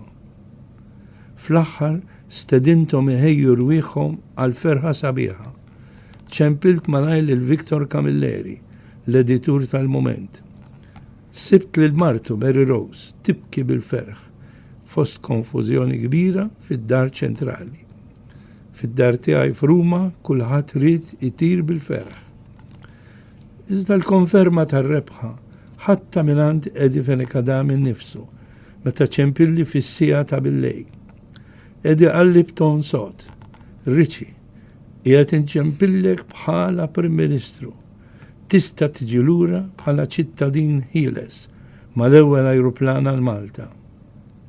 Ma ninsihom għad dawk il-kelmiet li għadhom jidwu f'widnejja sal-lum u li se jibqgħu jidwu għal dejjem ta' dejjem. Kennedy li batni għal missjoni mal-ewwel vapur lejn Sqallija u issa reġa' Kennedy li ordnali li nritorna mal-ewwel ajruplan. Il-missjoni tiegħi kienet issa kompluta u l-istorja kienet magħmula. Id-dar tagħna splodit bil-ferħ. L-ewwel li għafast miegħi kienet Joyce u mbagħad it-tfal. ċempilt l-Flaminio Piccoli dak il-ħin stess. Kien rieqed u għajjimtu mingħajr konsiderazzjoni ta' xejn. Anki ju feraħ u ċempel l-ledi dak il-ħin stess biex jifraħlu għax rrit ikun fost l-ewwel li jgħidu prosit kbira l-ledi. Piccoli kien jaf sewwa li t-tranzizzjoni diffiċli tal-poter seħħet grazzi għar-rieda tal-azzar tal-poplu Malti, imma fuq kollox għat-tenaċja murija kostantement minn Edi Fenekadami li fil-ġlida kollha kien jistħoqlu l-akbar mertu. Ritorn memorabbli u ħajja ġdida diffiċli. Il-jum li jilni nistenna sa mill-14 ta' Ottubru 1981 wasal ukoll. Nar l-4 13 ta' Mejju 1987 fl-imkien ma' Joyce u tfal batt l-ajruplan tal-Linja Nazzjonali Air Malta minn Fiumicino biex niġi lura Malta. L-istaff kollu tal-Air Malta feraħ bija fil-waqt li Alex Zammit li kien ir-rappreżentant tal-kumpanija f'Ruma u li fi żmien kollu li għamilt Ruma kien dejjem ta' għajnuna u ta' sosten aċċerta ruħu li kollox kien sew abbord għalija u għal-familja. Tul il-vjaġġ b'Joyce ħdejja bil-kenf taħt ħalqi. Ħsibijieti ġrew bija u kont emozzjonat ħafna. Inżilna fl-ajruport ta' Ħalluqa fejn ingħatajna merħba minn folla kbira ta' Maltin li kienu jesprimu kuntentizza kbira. Kienet merħba li la jien u lanqas il-membri tal-familja ma nistgħu xi darba ninsew. Din kienet merħba spontanja, mhux organizzata. Fuq quddiem kien hemm Mary Fenekadami, mart il-Prim Ministru l-ġdid. Kien hemm ukoll is-Segretarju Ġenerali tal-Partit Luis Gallia u miegħu Ugo Mifsud Bonnici, President tal-Kunsill Amministrattiv u l-ogħla uffiċjali tal-Partitu tal-Gvern il-ġdid. Tanniqa kbira ħadita l-Aziza Ommi u mbagħad ħuti, il-kunjata u familjari u ħbieb. Il-merħba fl-ajruport. Għaddewni mill-VIP Lounge fejn sar diskors ta' merħba minn Luis Gallia li ddikjara li l-missjoni kienet ingħalqet b'suċċess. Jien ringrazzjajt lil kulħadd għal dik il-merħba u għall-emozzjonijiet li kienu anqluli u rejt il-ferħ tiegħi għal fatt li kont ġejt lura f'pajjiżi bħala ċittadin liberu. Wet li kont se nkompli nagħti semi biex jitwettaq il-pjan ta' rikonċiljazzjoni nazzjonali imwiet mill-Prim Ministru l-ġdid Edi Fenekadami. Id-diskors ta' merħba minn Luis Gallia u t-tweġiba tiegħi mimlija emozzjoni kelli l-bandiera tal-partit fidejja. Kienet l-istess bandiera li kont tellajt mal-antenna tat-televiżjoni imwaħla mal-arblu f'Marina di Ragusa u li kella ukoll kidba tal-okkażjoni. Luis kiteb fuq il-bandiera missjoni imwettqa b'suċċess. Iffirmajna jien Luis Gallia, George Bonner Dupuy u Ugo Mifsud Bonnici. Joyce, it-tfal u jien ħriġna mill-ajruport mobbijin bi kwantità ta' fjuri u tlaqna lejn Kastilja. Il-folla kienet għada fid-delirju tar-rebħa. Ma nafx kif tlajt it-tarax ta' Kastilja bl-emozzjoni li reġet ħakmitni. Kif rajt li l-Prim Ministru mdawwar bil-Ministri li dak il-ħin kienu qegħdin iħejju għall-ewwel laqgħa tal-Gabinett, moħħi waqaf jaħseb u l-kliem intilef. Ġejt baħ. Tkellimt biss bit-tannieqa qawwija li bija qafasna lil xulxin Edi u jien. Niftakar biss li waqt it-tanniqa tal-merħba irrepetejt xi drabi l-kliem Aziz Prim Ministru, Aziz Prim Ministru. Ma stajtx nemmen li l-ħolma kienet issa saret tangibbli, li l-kalvarju kien fl-aħħar wassalna għal-rebħa. Id-dera ta' Edi bħala Prim Ministru ħalliet l-impressjoni qawwija. Dik it-tanniqa ħassejta balzmu ma' ruħi u ma' ġismi kollu. Wasalt lura għand dak li batni b'missjoni imwetqa. Ħaris lejn in-nies b'wiċċi minn quddiem għax kont żammejt sħiħ sal-aħħar. Ħassejt li dmiri kont qdejtu u allura kont soddisfatt. Anki għal Edi dik it-tannieqa tar-ritorn fissret ħafna. Kellu jistqar 9 snin wara f'diskors li għamel fit-tnedija tal-ewwel verżjoni tal-ktieb Djarju tiegħi li dik għalih ukoll kienet okkażjoni ta' ferħ kbir. Għaliex wieħed mill-piżjiet kbar għalinna u ibsin li kelli fuq il-kuxjenza għal Edi kien il-fatt li kont propju jien li tlabt ir-Richard biex imur sqallija b'missjoni li jxandar minn hemmhekk. U Edi kompla hekk. Naturalment, jien ukoll għext iż-żmien tal-missjoni personalment b'ansjetà, b'diffikultà, kultant b'sens ta' disperazzjoni, imma għexta wkoll b'dak il-kuraġġ li dejjem sibna l-koll kemm aħna kull meta kellna niffaċċjaw sitwazzjonijiet diffiċli. Il-grazzi tal-kap.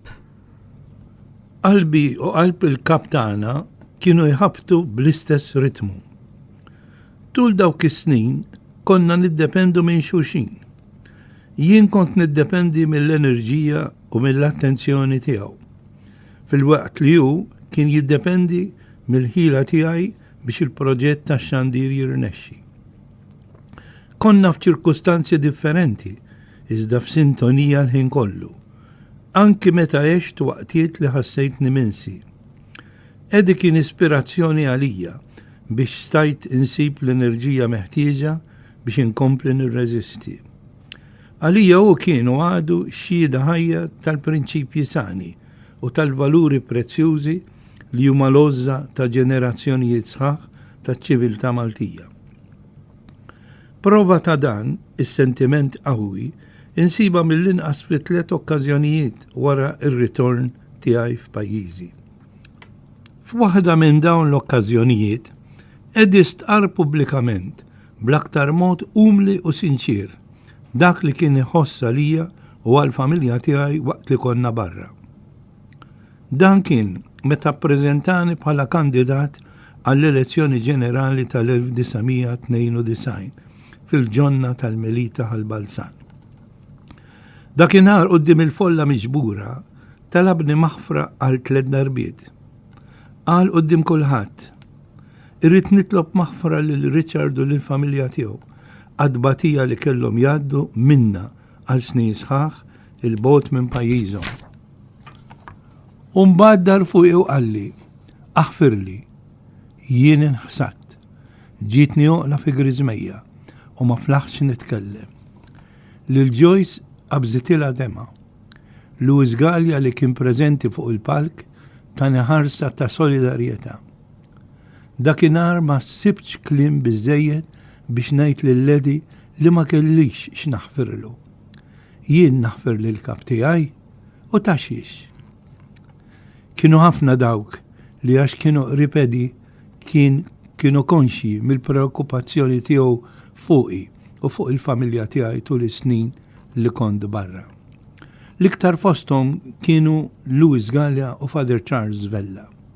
Kienu jgħiduli, Richie, tgħidx kemm mħasseb Edi fuqek. Dejjem jgħidilna li jiftakar fik u fil-familja tiegħek fit-talb tiegħu ta' kull filgħodu. Flimkien mal-familja erġajt lura lejn Ruma wara ftit jiem li kont irċevejt il-merħba f'Alluqa. Joyce u jien ridna li wliedna jalqu s-sena skolastika bl-eżamijiet b'kollox. Il-Prim Ministru l-ġdid malajr ħatarni bħala diplomatic officer fil-Ministeru tal-Affarijiet Barranin. Il-Prim Ministru wara deċiżjoni tal-Kummissjoni dwar is-Servizz Pubbliku ħatarni chargé d'affaires ad interim fl-Ambaxxata ta' Malta f'Ruma.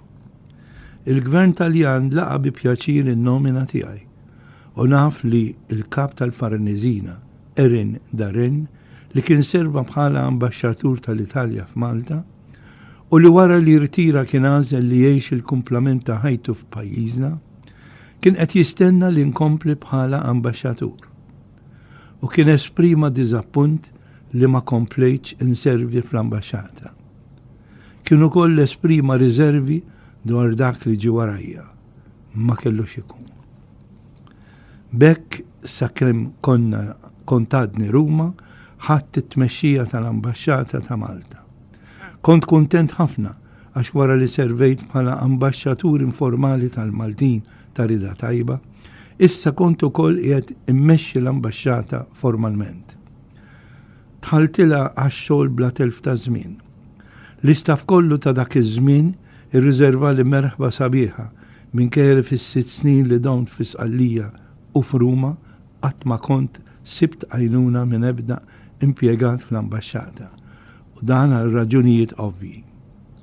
Imma issa r-rota kienet daret u l-affarijiet inbidlu wkoll. Min-naħa tiegħi waqqaftu relazzjonijiet tajbin ma' kulħadd u rejt lil kull wieħed u waħda mill-istaff id-dispożizzjoni tiegħi għal kull min kien lest li jaħdem miegħi. Kollha ikkollaboraw. Qishom kienu jistennew il-ħatra tiegħi bħala għażla naturali. Għadni nofs ir-rispett li rċevejt mill-istaff ta' dak iż-żmien.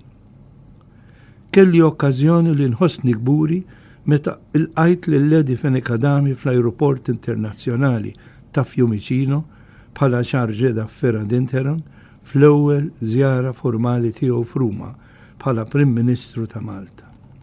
Edi kellu laqat ma' Amintore Fanfani li dak iż-żmien kien President tal-Kunsill tal-Ministri u wkoll ma' Piccoli, Bernassola u Forlani.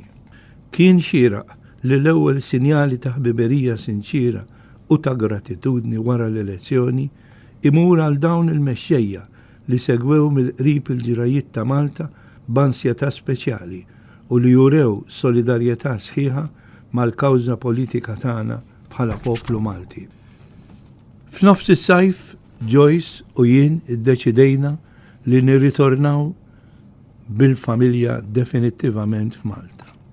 Kienet deċiżjoni oħra pjuttost ibsa għaliex daqskemm kienet minn dejjem ix-xewqa tiegħi li nerġa' lura f'pajjiżi, daqstant ieħor ħassejtni dispost li nkompli nagħti servizz fil-kamp diplomatiku għalmenu sakemm it-tfal itemmu l-iskola sekondarja bla ma jitilfu r-ritmu li kienu qabdu. Iżda dan ma ġarax billi ntlabt inħalli l-Ambaxxata ta' Ruma biex jinħatar ħaddieħor bħala ambaxxatur.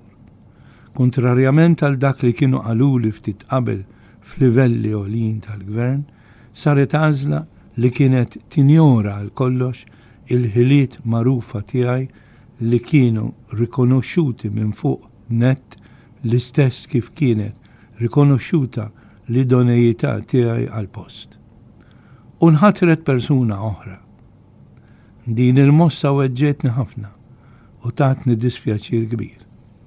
Imma bdejt u ġejt lura u qed li l-nifsi għad-dispożizzjoni tal-Ministeru tal-Affarijiet Barranin fejn sfortunatament ma sabulix rwol. Ma kienx faċli li nintegra ruħi fil-ħajja soċjali, politika u f'dik tax-xogħol. Qatt ma bsart li kelli nsib tant diffikultajiet biex nissetilja f'pajjiżi. Ritratt tal-missjoni. Biex nagħlaq dan il-kapitlu, se nerġa' ndur għal parti oħra mid-diskors li għamel Edi waqt il-preżentazzjoni tal-ewwel verżjoni ta' Għandi missjoni għalik fl-1996. Qed nieħu l-kummenti tiegħu bħala forma ta' reżokont tal-missjoni li fdali bħalli kieku qed jgħidhomli issa. L-ewwel. Il-battalja għamilniha għax ħassejtna li kellna nagħmluha u r-riżultat tal-battalja mhux f'sens ta' numri x'kien.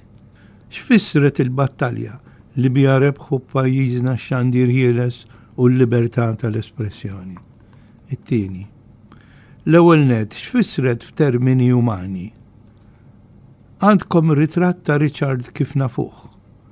U jpenġi lilu nnifsu kif kien jikteb kuljum fid-djarju tiegħu u jirrakkonta l-esperjenzi tiegħu minn ġurnata l-oħra u jibqa' jaħdem bl-entużjażmu. Moħħu ċar dwar il-prinċipji li qegħdin niġġieldu għalihom. Mhux les li jċedi taħt l-ebda ċirkustanza minkejja l-pis enormi tax-xogħol li jrid iwettaq. L-akbar pis kien li ħafna drabi ħassu waħdu. M'hemmx għar milli tkun tħossok waħdek, minsi minn kulħadd.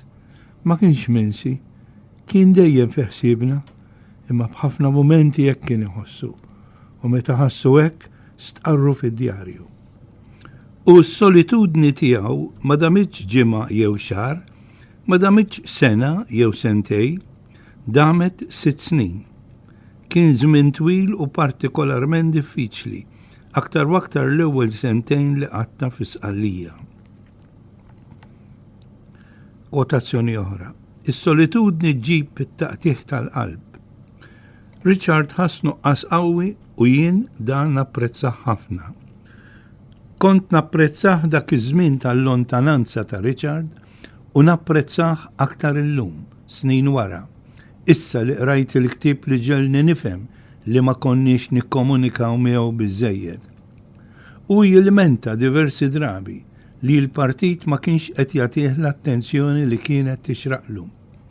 Fil-verità, mhux ma konniex qed nagħtuh l-attenzjoni, imma minn ġurnata l-oħra kellna l-problemi f'pajjiżna li kellna nħabtu wiċċna magħhom għas-salvagwardja tad-demokrazija. Kellna attenzjoni hawn għaddejja bl-aktar mod qawwi wkoll. Imma konna nagħtuh attenzjoni. Quotazzjoni oħra. Meta għedna li kellna determinazzjoni kbira li nikkumbattu teddida reali għad-demokrazija li tfaċċat f'pajjiżna, konna qegħdin nifmu li f'pajjiżna kien hawn realment konkretament teddida bil-fatti u mhux limitatament bil-klim. Aħna bżajna li pajjiżna seta' jitlef il-libertà, imma ma bżajniex niġġieldu biex insalvaw dik il-libertà. Intenni it-teddida kienet reali u llum nistgħu nħarsu lura u nifhmu li għandna biex inkunu kburin. Jekk irnexxielna snin ilu nerbħu l-elezzjoni u sa issa ilna snin fil-gvern, parti mhix żgħira, anzi kbira ħafna, minn dik ir-rebħa nafuha lil Richard, lil martu u lil uliedu. Kien bħal dan ġej minn fomm il-Prim Ministru tal-Maltin jimlini b'sens ta' soddisfazzjon u tiegħu nirringrazzjah. U jaf tajjeb li jien dejjem għamilt mill-aħjar li stajt kull fejn issejjaħ biex nagħti s-servizzi tiegħi. U xogħol li dejjem wettaqtu bil-ħila tiegħi kollha, bl-intenzjoni li nagħmel tajjeb u b'mod nieqes minn kull interess personali. F'dan il-kuntest qed niftakar fl-ittra li kien kitib li jedi fi 17 ta' Ġunju tal-1983 bitweġiba l-ittra minn għandi. Kelli diġà okkażjoni li nikkwota klimedi fid-djarju, imma nieħu pjaċir intenni dak li diġà der f'din il-pubblikazzjoni. Il-kap kien għala hekk. Richie, nirringrazzjak għal dak kollu li għamilt u għadek qed tagħmel u għad trid tagħmel għall-partit u għall-pajjiż. Kuraġġ, iċ-ċertezza tar-rebħa finali tkabbar id-determinazzjoni u l-kuraġġ tagħna. U jien fir-rebħa finali ma niddubitax, għalkemm għad baqanna kalvarju x'nitilgħu. Imma bla kalvarju ma kienx ikun hemm il-glorja tar-reżurrezzjoni u pajjiżna għad jerġa' jqum sabiħ kif nixtiequ aħna.